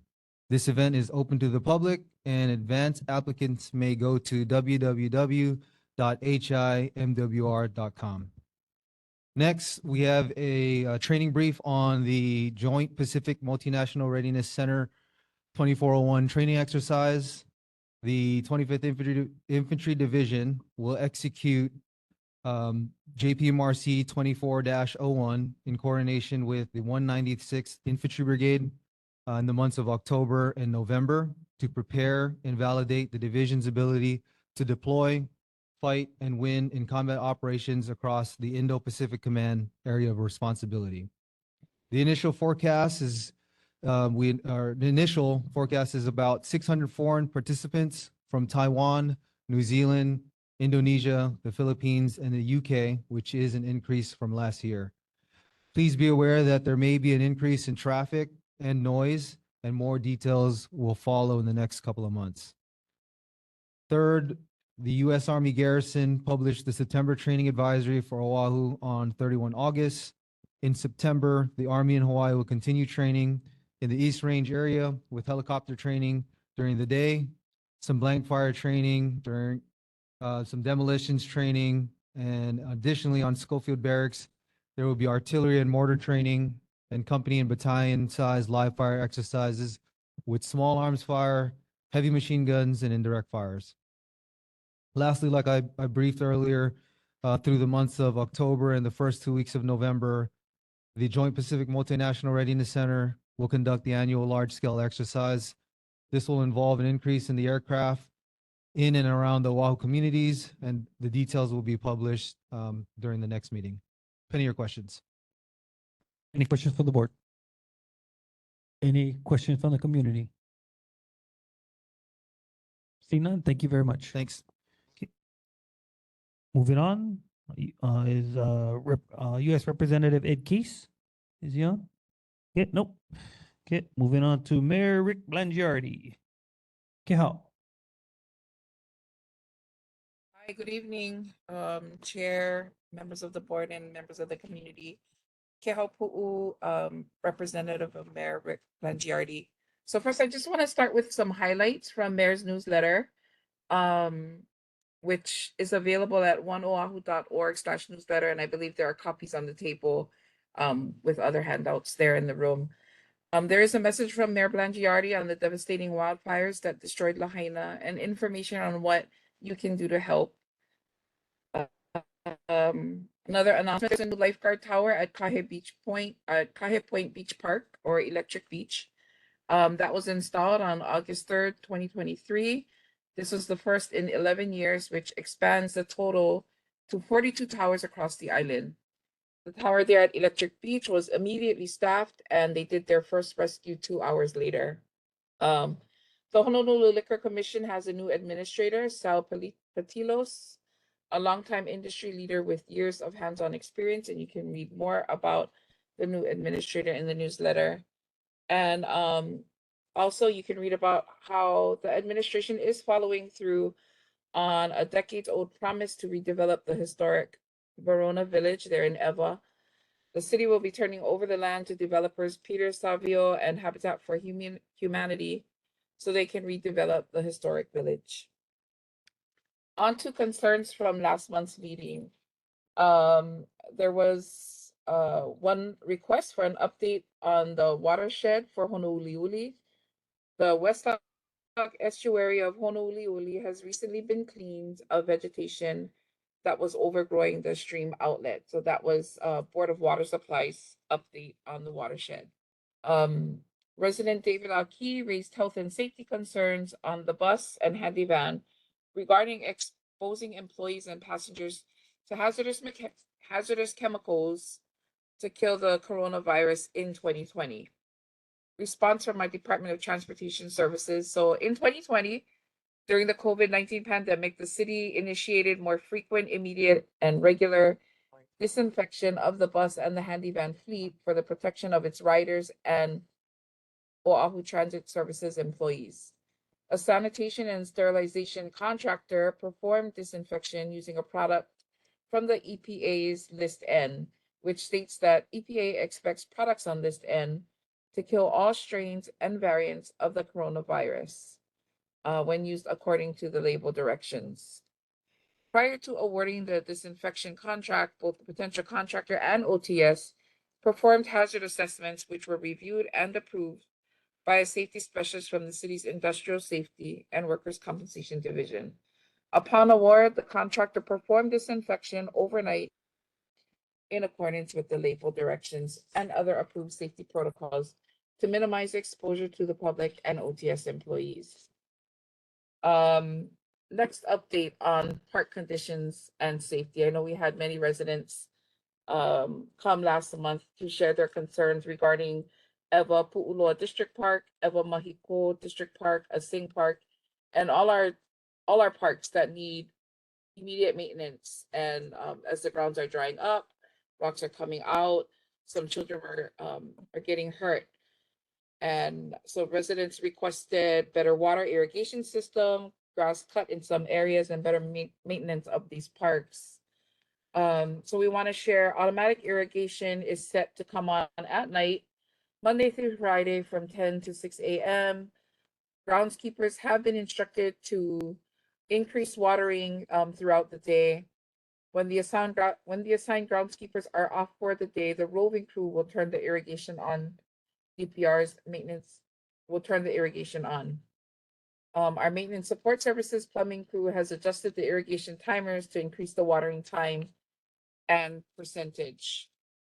In addition, there was a stored property ordinance or SPO SNO that was performed on September 7th for all of the Eva parks. These efforts are usually scheduled once a month in the Eva and Kapolei areas. And I think most of you know our SPOs are led by the Department of Facility Maintenance, but include collaboration with several other departments, including HPD and DPR. Representative Alcos requested the maintenance schedule for the parks. So manned parks are normally serviced 3 times a day, once in the morning, once in the afternoon, and once prior to the end of our maintenance workers' schedule before they leave for the day. Maintenance will clean and replenish comfort stations, remove rubbish, replace trash bags, and will cut and trim the grass and hedges throughout the day. Unmanned parks are serviced twice a day, once in the morning and once prior to close of business. Maintenance staff will, again, clean and replenish comfort stations, remove rubbish, replace trash bags, and will cut and trim the grass and hedges throughout the day. As board member Gauss shared earlier, we are, myself and some of our staff will be coming out to the meeting at Asing Park on September 28th. I don't remember the time right now, but we will be there to discuss the items that member Gauss sent, as well as talk about the conditions of our park. So we'll be able to have more discussion, and I look forward to coming up with some solutions and actions together. There was a question about concerns about rubbish on the Tripoli, I don't know how to say that, access road and other roads. We were not able to obtain a response this month. I'll come back next month with a response for that. And last concern that was raised, board member Rogers noted the Westlock Fairways was approached by the golf course and was told to limit their water use because the golf course was over budget. He is requesting the city to contact the golf course to let Fairways water again at a normal rate. Response from our Department of Enterprise Services. The Golf Division contacted Westlock Fairways to limit their water usage as they exceeded their annual budgetary allotment for water for fiscal year 23. As the Golf Division pays for the R1 water used by Westlock Fairways, they would appreciate and urge Westlock Fairways to be conservative in their watering practices to help keep water usage within the budgetary allotment for fiscal year 24, which we just started in July, and to comply with the Board of Water Supplies plans plea to conserve water. If the budgetary allotment is exceeded, the city will require limitations to be placed on R1 water usage again. Golf Division has maintained best management practices which require conservation and efficient irrigation measures, including irrigating only during the evening/early morning hours to avoid peak evaporation. This helps to ensure prudent yet sufficient R1 water usage to adequately maintain golf operations at Westlock Golf Course. And that's the end of my report. Mahalo. Okay, thank you. Any questions from the board? Go ahead, Wayne. Cal, I just wanted to say thank you. I did thank Mayor Blangiardi personally last week in regards to the bus stops that were placed upon requests that I made to you guys a couple months back in Ho'opili.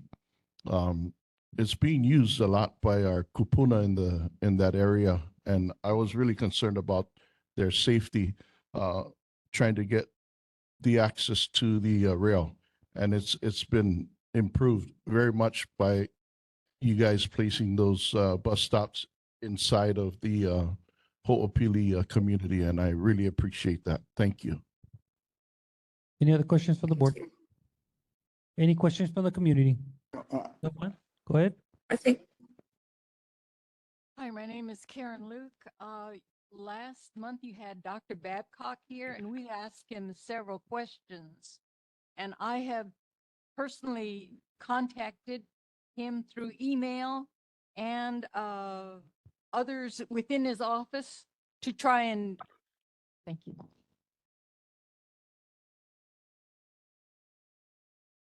To try and establish communications with Dr. Babcock and have not been successful. So if you could please have Dr. Babcock here again. He promised us information on the sewage systems being He's coming next week. required for the Eva Neighborhood Board here. And there are several other questions we'd like to address to him. Thank you. Okay. Oh, sorry, John. I missed you. Go ahead, John. Thanks, Chair. Hi, Cal. So the Westlock development that was built in the late 80s, 1980s, early 1990s was, included Kapapapui, the golf course, Westlock Fairways, Westlock Estates, the Westlock Elderly, a Sing Park. So all those things came under one big development that the Westlock Golf Course supplies irrigation water to. And it was built that way. Actually, in the earlier days, it was actually pumped out of the ground. And then when R1 was developed at Honouliuli, the R1 went to supply the pond.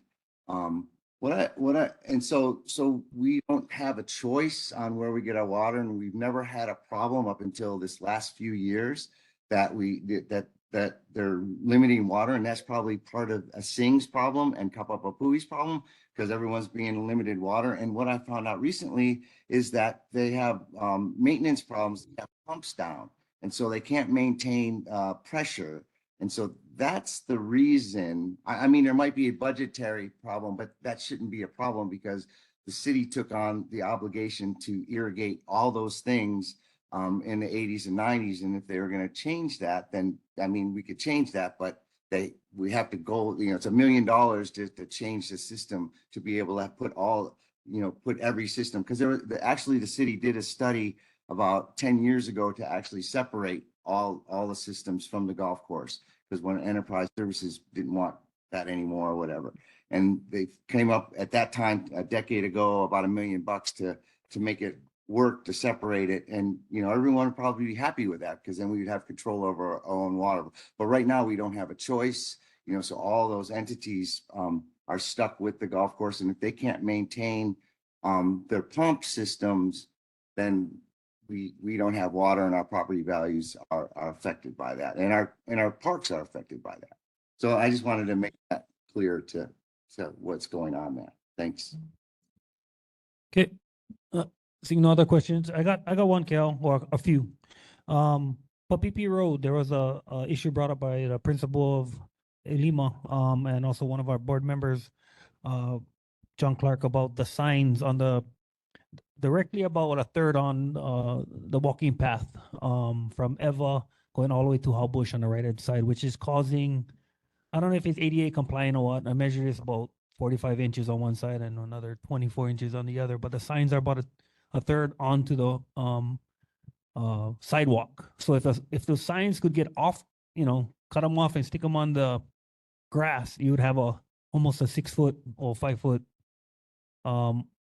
sidewalk, but there's about 8 signs going all the way down to How Bush directly on the walking path. So there was an incident that happened, like if you heard, that one of our kupunas on his cart, and then a biker tried to get off the road, go onto the road and got hit by or nicked by the mirror. So that's one. Next one is geographical restrictions, in our parks. You heard of those? Re-implementing our geographical restrictions, for the in our park areas, or getting full-time staff who people can police, the homelessness or homeless in the parks, with these issues that we're having in all of our areas. And Papipi sign homelessness. That's all I got. Any other questions? Concerns? Nope. Thank you, Kel. Thank you. I will follow up on what was raised, and especially John, and I believe Babcock was gonna follow up on some stuff and get back to us, right? Yeah, he So, said but next. yes, Yeah. next meeting, okay. But mahalo, I'll follow up. Thank you all. Thank you. Okay. Kel, Yes. you heard about the sidewalk one on a Papipi Road, right? Yep, I took that. I got that. I took notes on that one. All right. Thank you. John, Dr. Babcock, Ho'opili, geographical restrictions in parks. Perhaps we can talk more about that at next week's, the 28th. Got it. The 28th. Thank you. Okay. Mahalo. Moving on to Council Member District 1. Council Member Andrea Tupola. Thank you, Chair. Thank you for having me here. I do represent a small part of Eva Beach, and I guess it was brought up that you guys wanted me here at this meeting. I didn't know if I was wanted here because last year when they redrew the lines, it was kind of like all Augie's area, but I'm happy to come, so thank you. I included a monthly newsletter, but I did want to say hello to Mr. Aki. So just real quick, Resolution 23167 is the one he's referring to. And the resolution basically talked about hazard pay. So right now, the city is going to use almost all the rest of our federal funds to pay hazard pay for all the first responders that worked during COVID.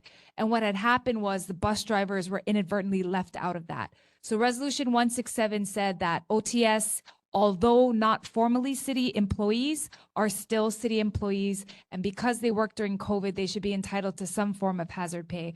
But we are looking at upwards of maybe 13 to 18 million to cover hazard pay for everyone who worked during COVID. So the number hasn't come out yet, but we just wanted to make sure that our bus drivers felt the love, because although they are not formal, they still are part of the city of Ohana, and they provide a lot of emergency services. Even when other people aren't working, the bus drivers are always working. So that's what that was about. Property tax town hall on the 26th. It's a Tuesday. It's going to be online. We're going to go over the upcoming deadlines, all of the different waivers and exemptions that the city has, whether for income levels, for kupuna. So the director of the budget and fiscal services will be there to answer questions. And then I included Bill 58, which is a piece of legislation that I recently passed in regards to home repairs. So a lot of people complaining about the DPP process. We're still trying to fix a lot of that. But one way I thought that it would be really helpful is to allow people to do more home repairs that are safe and don't go around health, but are able to be done without a permit. So 5 things. One is if you have solar for solar, like for like replacement, now you don't need a permit. If you have fences 6 feet and under, now you don't need a permit. If you have plumbing and electrical work 2,500 and under, you don't need a permit. And if you have any home repairs $10,000 and under, you don't need a permit. And the reason why is, we still have a couple thousand permits in the backlog, and we need to figure out how we can help our local homeowners more. Last month, we had a meeting with Hawaii Wildfire Management Organization in Waianae, and actually they're going to have office hours this month where people can come on, and if they want to get active in their communities to become a fire-wise community, people can join, they can become leaders. There's 6 easy steps. 1, you figure out who the leader is. 2, you do a hazard assessment. 3, you have a Firewise event in your community, which could just be like trimming grass. And then you have at least 1 hour per household join.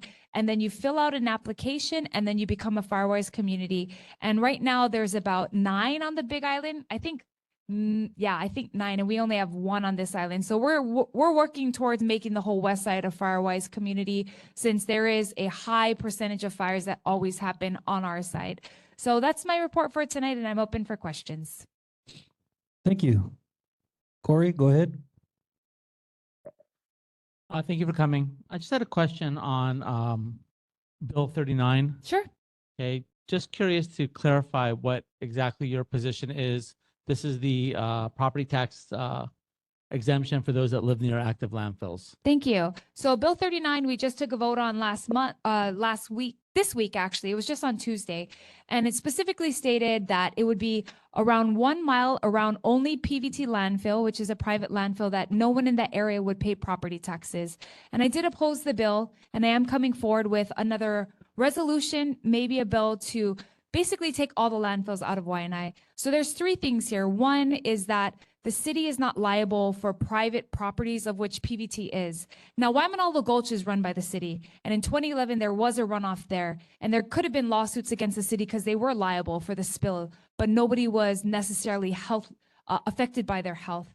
Secondly, is that the 1 mile radius is not necessarily indicative of the amount of harm that a landfill can cause, meaning that representing the whole west side means that there are many people beyond the 1 mile that have been affected by possible hazards in the community. Our lawyers, as well as many of the city officials, definitely are advising against this bill because of the liability of taking on private entities and the harm they cause. And anytime a neighbor and another neighbor have an issue privately, that's pursued in civil litigation through court. And so we did kind of go back to the drawing board. I am going to meet with Uncle George about this and see if we can't find a way forward that everyone agrees on, because I think we all agree. We all want the landfill out. We don't want any more extensions. We don't want to hear any more excuses. We'd like it to move away, but we don't want to incentivize anything to stay in our community that's keeping us sick. So that was my position, and I do look forward to working on a way to move forward all together. Okay. Any other questions from the board? Alex, you got something? Just a quick comment. Thanks for showing up. We appreciate it. I also want to thank you for Bill 56 about the home construction. I think I saw you at that Department of Planning meeting a long time ago before the director quit.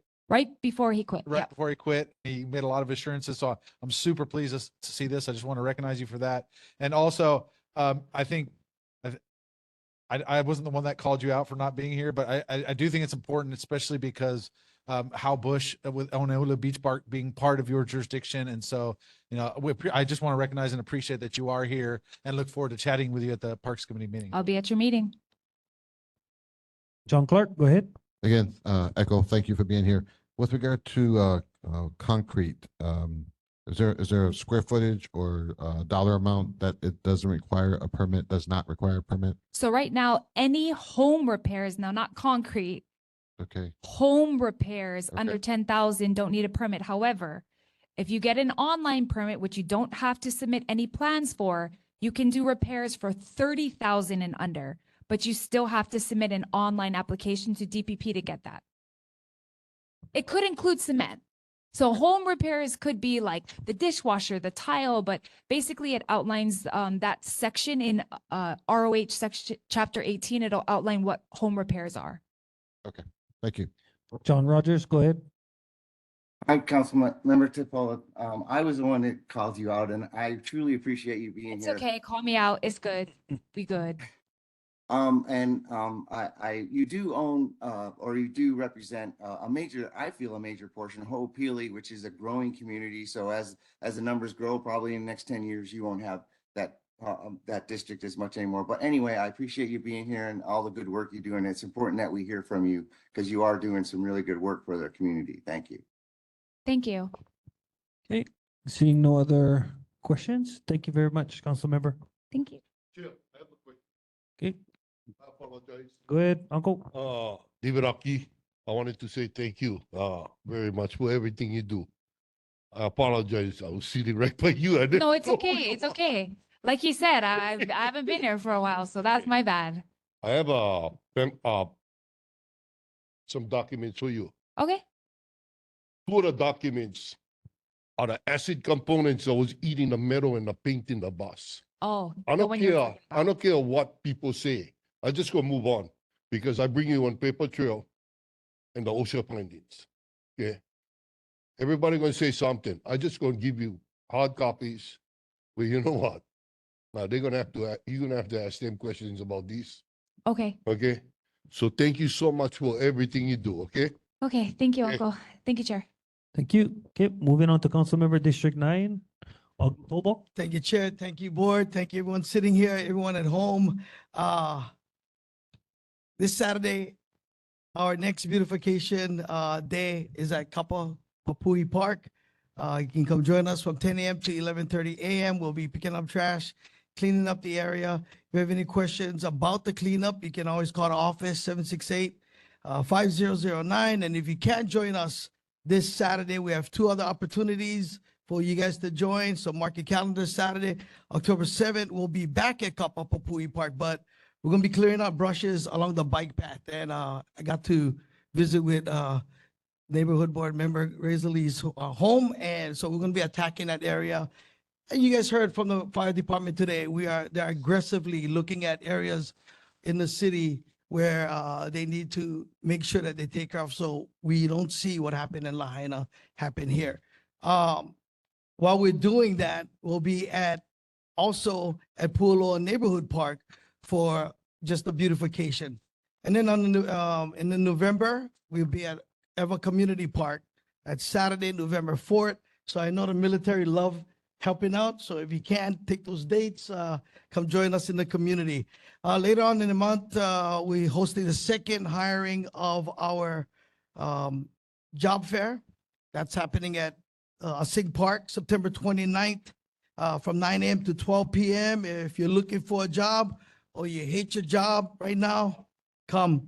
And look, they'll be hiring on the spot. So we love to get our community back to work.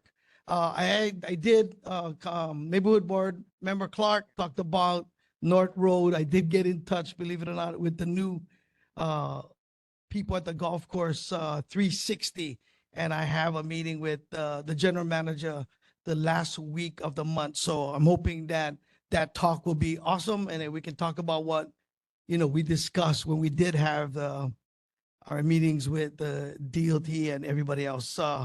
But that is it for me. If you guys have any questions, I can take your questions now. Any question from the board? Corey and then Alex. Just one concern that was brought up, if you can look into it. In West Lock Estates, there is an easement at the end of Kaihua Pala'ai Street. This would make it a lot easier for people to access the rail. It used to be open, it's closed now. If we could just follow up, if that is city and county land, why it was closed, and if it potentially could be opened up, just to make it easier for people to get to the rail. You'll be at the West Lock on Monday. There's a community meeting, right, Aaron, on Monday? West Lock? Yes. So, okay. I'll follow up with you. Yes. Thanks, Augie. Good to see you. Same here. I just, two questions. One is, so all the different cleanups that you're mentioning and beautification, excuse me, are those posted on your website, or what's the best Yeah. way to get that information? And then two is with North Road, were you able to get a hold of like Roger Morton or anyone from DOT, or not yet? Is that So I think they have the same challenges, right? I think with the new ownership of the golf course, I think they didn't, from the time we spoke, haven't reached out to them. So I'm gonna go and have a private conversation and maybe try to bring them together so that we can have that talk again with with Roger and everybody else. And just as a reminder, so it was Roger, but it's all, and I should have said this to Mike, but I didn't think about it, but it's also, or it's Marine Corps, excuse me. Yes. That their side of the road as well. So that task force involved both DOT, Marine Corps, and the golf course, right? So if we're gonna try to get something more done, and they've got new plans to reroute the roads and all that, so just trying to keep it on your radar. And so after you have that meeting, maybe we can follow up or something. Okay. Hey, John Clark, go ahead. Appreciate the, all the notification about the beautification days. Not really interested in that. Tired of hearing about it, to be honest. I'm also tired of hearing about what you're going to do about North Road, to be honest. Yeah. Haven't seen any movement. I know, my fellow board members being nice here, but you know, we continue to talk about this, but we haven't seen any movement on it. Every month it's the same thing. I'm going to. I'd like to see at one of these meetings where you say, hey, this is what we've done. We've done these 3 things, we've done these 4 things. These 5 people have agreed to do this. We have a meeting scheduled here.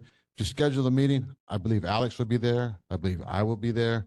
I mean, beautification is great, but North Road is a death trap waiting to happen. No, I agree. Okay, thank you. Any other questions for the board? Any other questions for the community? See none. Thank you, council member. Thank you. Okay, moving on. Board of Water. Good evening. My name is Kelson Lee. I'm with the Board of Water Supply. I have no main breaks to report for last month. Our general water announcement: the Board of Water Supply will observe Source Protection Week from September 24th through September 30th. The goal is to bring awareness about the importance of protecting our precious drinking water sources. While Oahu's water purely comes from groundwater resources, here are some basic ways you can protect the source. Conserve and use water efficiently by checking and repairing leaks regularly and using only what you need. Try not to waste it. Properly dispose of household waste by not pouring it directly onto the ground. Protect our watersheds, stay on designated trails, and respect the wildlife. Join a community watershed partnership group. We all need to be responsible stewards to ensure we'll have an adequate supply of safe drinking water today and for future generations. You can go to www.boardofwatersupply.com/source for more information. That's all I have for my announcements today. Any questions? Wow, that was quick. Okay, Kelson. Any questions from the board? Alex, go I ahead. will just commend you for making that repair to the road or getting that order pushed in, and it was completed this over the past month. So I just want to recognize and appreciate that. Thank you. Any questions for the community? Seeing none, thank you, Kelson. Thank you. Okay, moving on to DOE. Anyone?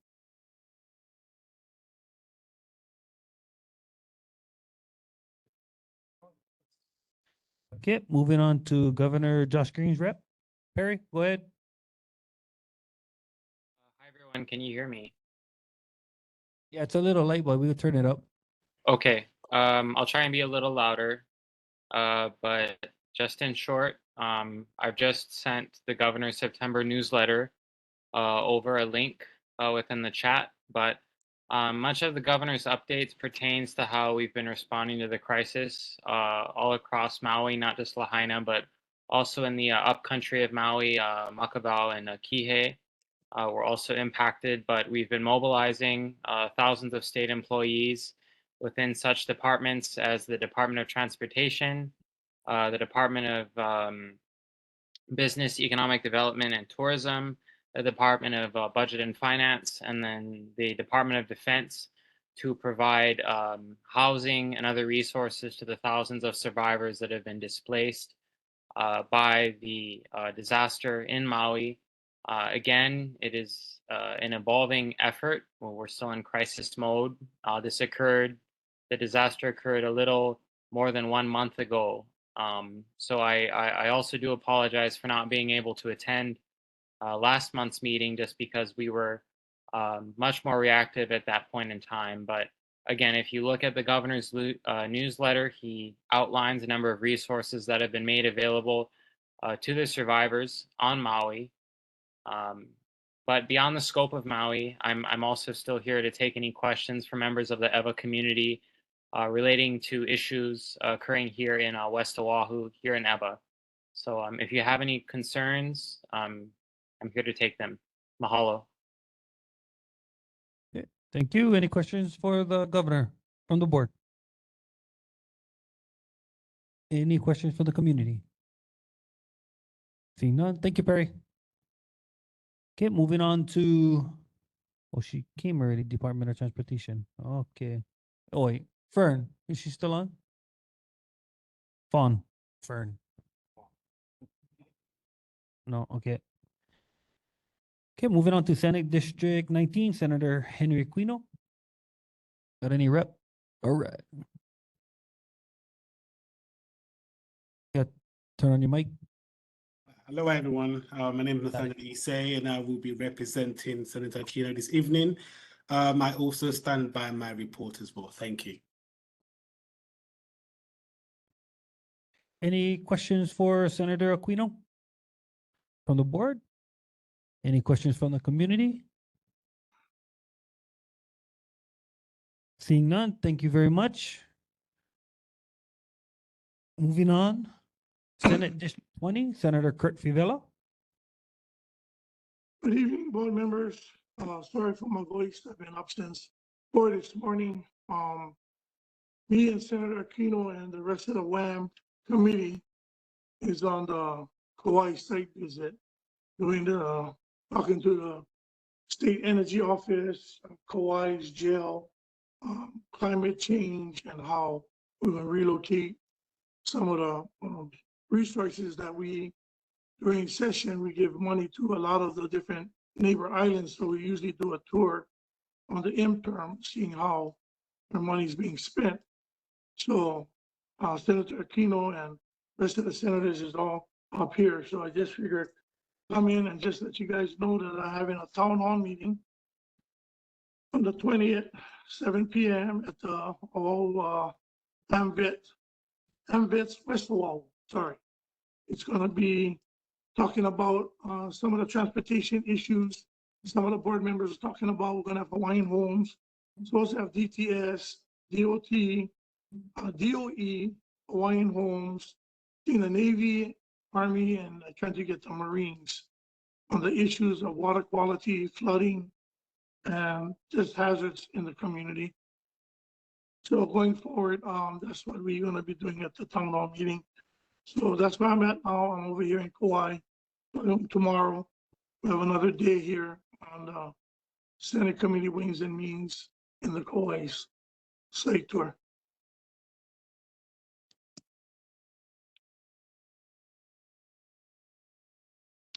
Thanks, Senator. Any questions for the senator from the board? Any questions from the community? I got one real quick, Senator. There was an issue that one of the principals asked, Principal Greenland, about the raised crosswalk in across the Lima. A little bit He history. already notified me. I already talked to. This is the second time he notified me. The last time the kid got hit. The congestion is getting bigger because of the kids are catching a bus, and that's the reason why I'm trying to get in touch with the DOT. The Department of Transportation for the city to come and reevaluate on where the bus stop should be. You know that board member, Chair Mitchell, we're trying to get the bus to move by the Boys and Girls Club because of this congestion and the overcrowding of the area. But now because the speed table was put in, now it's coming to be a hazard. So I'm asking him to see if he can install flashing lights or blinking lights in the area to let the people know. But the bottom line, board member Mitchell, is that everybody just got to slow down. That area is 25 miles an hour. It's a school zone. Everybody know that we're overcrowded, overcongested schools. But I thank Principal Green and always keeping me in the loop, so I can always just keep following up with it's different. But just letting you guys know, board members, majority of our state committees and state departments is all hands on deck in Lahaina.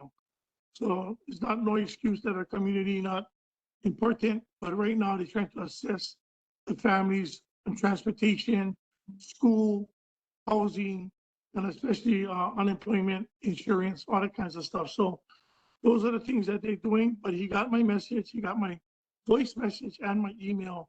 So we're gonna work on that. And even on Papipi, we have some issues on signs, kind of like not too good being on a sidewalk. But those issues, we're gonna work on them. As soon as we have our town hall meeting, I just pray that everybody can attend it. I know they're all up in Lahaina, And hopefully they can come so that we can address our community concerns when it comes to transportation and our kids' safety. Okay, thank you, Senator. Seeing no other questions, thank you very much. Okay, moving on to Senate District 21, Senator Mike Gabbard.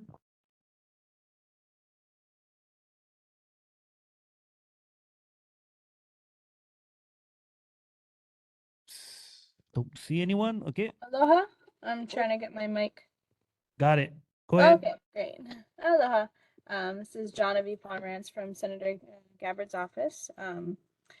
Aloha Chair, Vice Chair, Board, and community members. Senator Gabbard is holding his September Listen Story community meeting next week on Saturday, September 23rd from 9 to 10 a.m. at the Kapolei High School Teachers Lounge. And our special guest will be Tony Gaston with Hunt Companies to give us an update on Kaleloa roads and district developments. And Tony will be giving a presentation with Q&A after. And please send us an email to RSVP, and I'll put the senator's email in the chat. And you can also join us via Zoom. And with that quick update, I'm happy to bring any questions back to the senator. Thank you. Any questions for the Senator Gabbard from the board? Any questions from the community? See none. Thank you very much. Okay, moving on to Representative District 39, Elijah Parrott. Oh, wait. Okay, Blake, go ahead.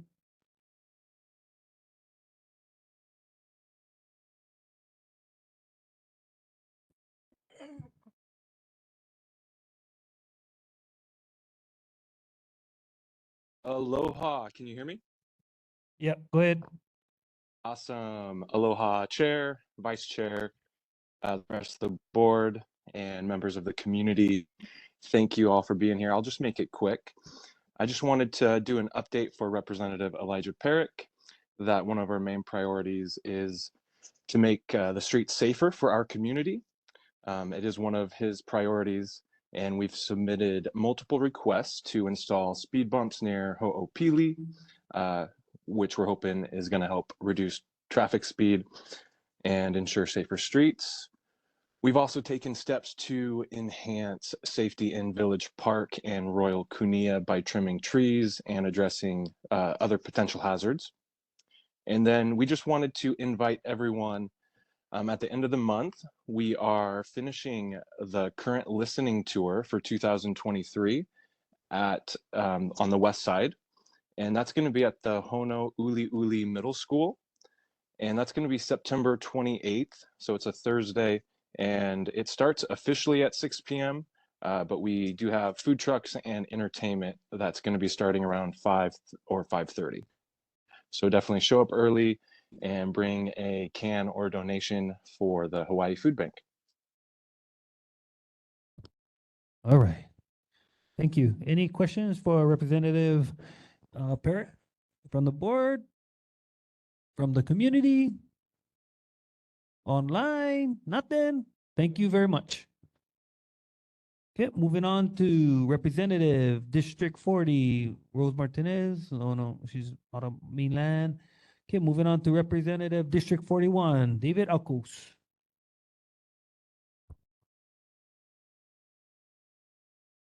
Okay, nobody. Okay, moving on to Representative District 42, Diamond Garcia. No more. Okay, all right. Moving on to committee reports. Do we have any other reports for Parks Department other than the meeting that you guys are having in a few weeks? Any reports from the parks? No, just the meeting. So I'll give one next month. Okay. Any reports for education? Julie, got anything? Jana? Okay. Moving on. Chair Tennis, this is Liam. Just quick question is, I had added myself to a couple of committees, but didn't see myself on there, so just want to make sure that didn't fall through the cracks. Do you know which committees, Liam? Yeah, public safety was Okay. one, and then military affairs. And military. Okay. Thank you. Zoe Dale said sorry. He'll put that back in. Okay, thank you very much. Anything for transportation? Okay. Ampo? No, I'm sorry. Yeah. And Great. Anything on Ampo? Yes, I was in attendance on behalf of the neighborhood board. Nothing to report for us. Okay, thank you. Moving on to public safety, community outreach, homeless outreach. Anyone? Clark? Corner? Liam? Anyone? No report? Any report? Okay, thank you. Moving on to economic development. Anyone? Okay, seeing none. Climate change. Okay. Hawaiian affairs. Okay, and no. Okay. All right, announcements. Moving on to next regular board meeting scheduled for Thursday, October 12th at 7 p.m. virtually and WebEx and in person over here at the Ever Beach Public Library. Regular board meetings are broadcast every first Sunday at 6 p.m. and every second and fourth Friday at 10 a.m. on Olelo Digital Channel 49. And thank you everyone for coming. Thank you everybody for being here. Thank you for caring about our community. And Mike, thank you for your retirement. You guys take care. Thank you, Commander, Colonel, Army, Navy, Air Force, Marines, all you guys. You guys stay safe. Thank you very much. Meeting adjourned.